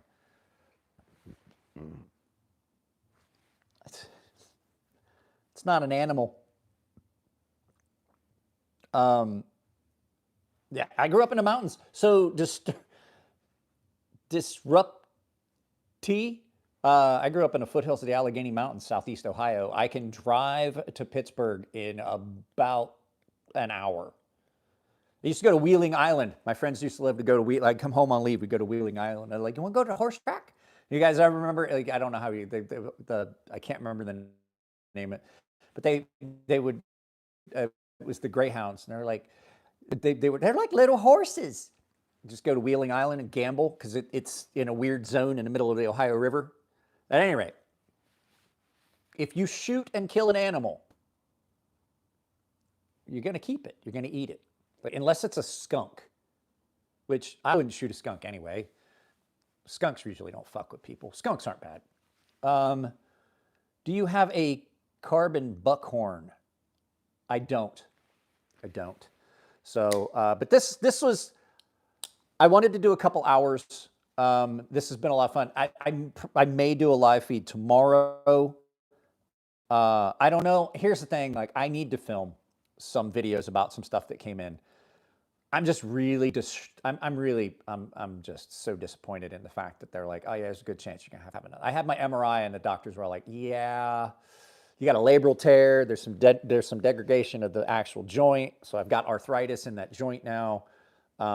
It looks like my bicep is trying to come loose again. If it does, I'm just not going to fuck around with it. I'm just going to leave it. I've seen people with a separated bicep and they're fine.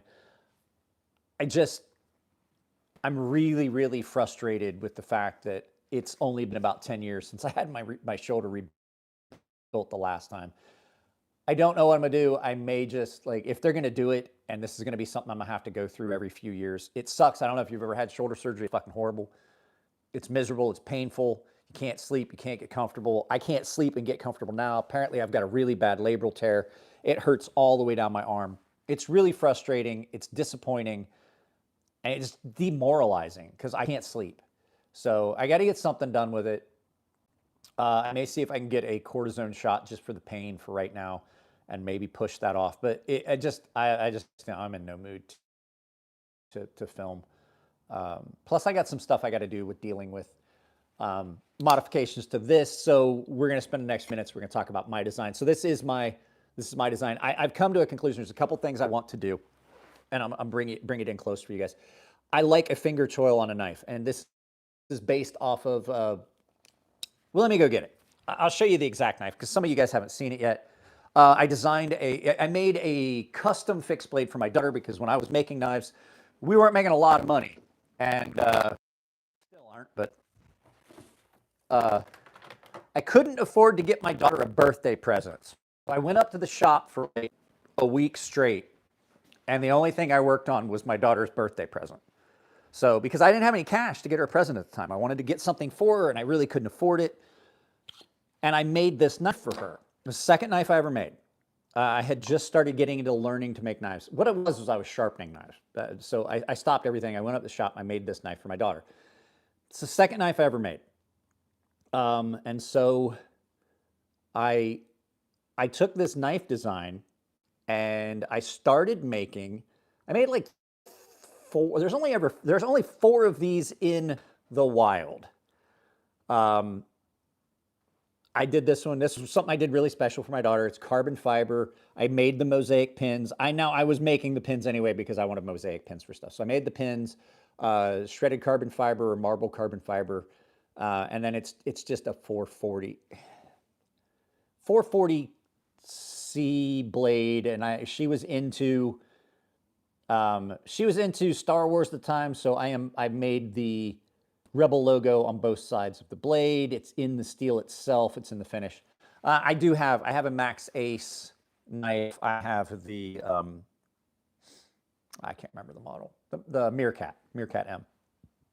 So this design, I made a couple of these, but then I made a lot more of the Warren Cliff version, which is the Sea Snake. I took that design and I decided I wanted to be a folding knife. Significantly larger. Problem was when we scaled up the design from this more accurately, this is the first one of these that was ever made. So it wasn't the final design. The final design was basically this with a drop point blade. But you can see that the choil is bigger on the bigger knife, and it didn't need to be. The choil on this is adequate. It's just about perfect. I'm going to measure this choil, and I'm going to ask him to size this down appropriately. It could be because I did change the guard. You can see the guard is just a guard on this one. It's a flipper tab. It could be that it hooks out, which is what makes it look so much larger. But I think, see how much space? I have very, very large hands. So I think that we can remove, and I figured it out, about 4 millimeters off of that. We can make that about 3.5 or 4 millimeters shorter and still have an adequate. So this would be 23 millimeters from here to here. I did it in millimeters because this is a company in Hong Kong. They're going to use, so if you guys don't know, just so you guys know, Hong Kong is where KATSU knives are, but they have a lot of their work done in Japan, I mean. So it's,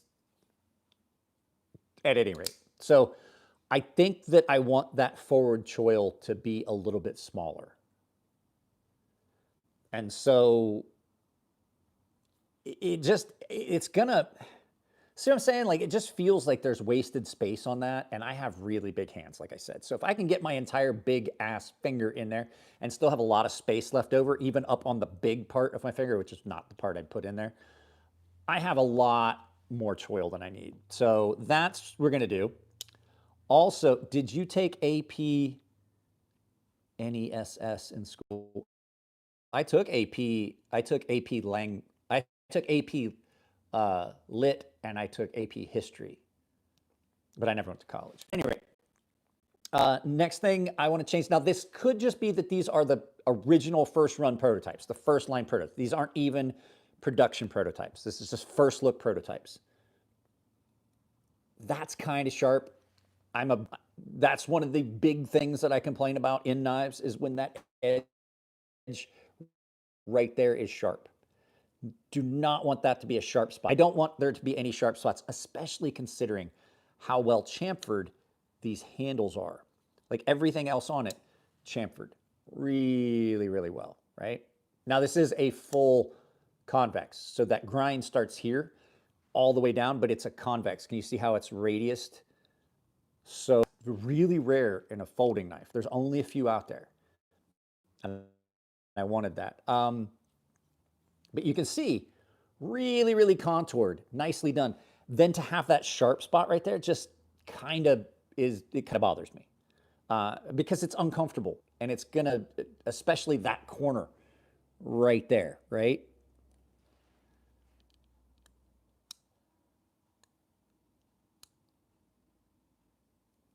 I don't even know, why is it so funny? APness,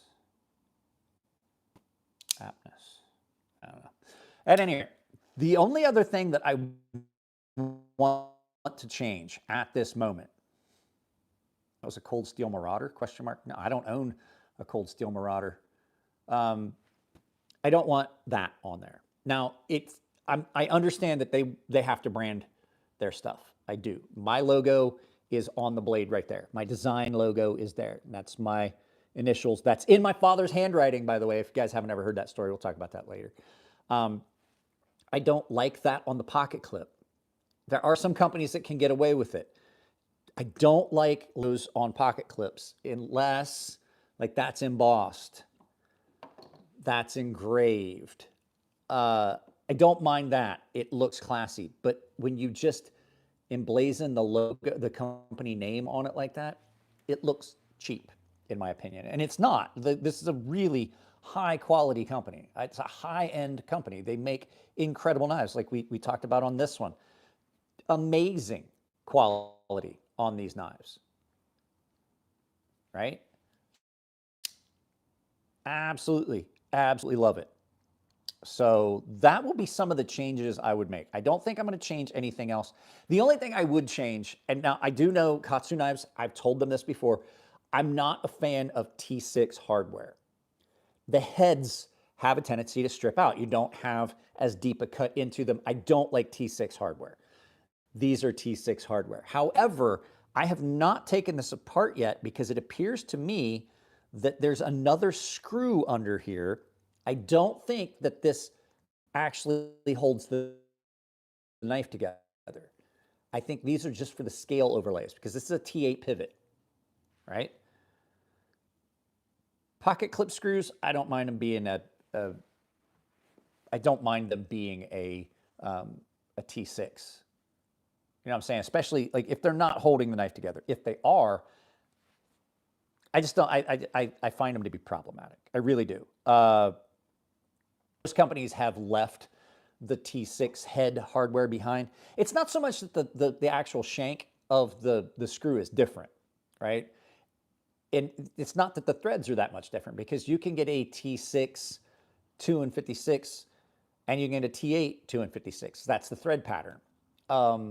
It's the head that has a tendency to strip out unless you're dealing with an Ontario Rat 1 and then the screws are just trash.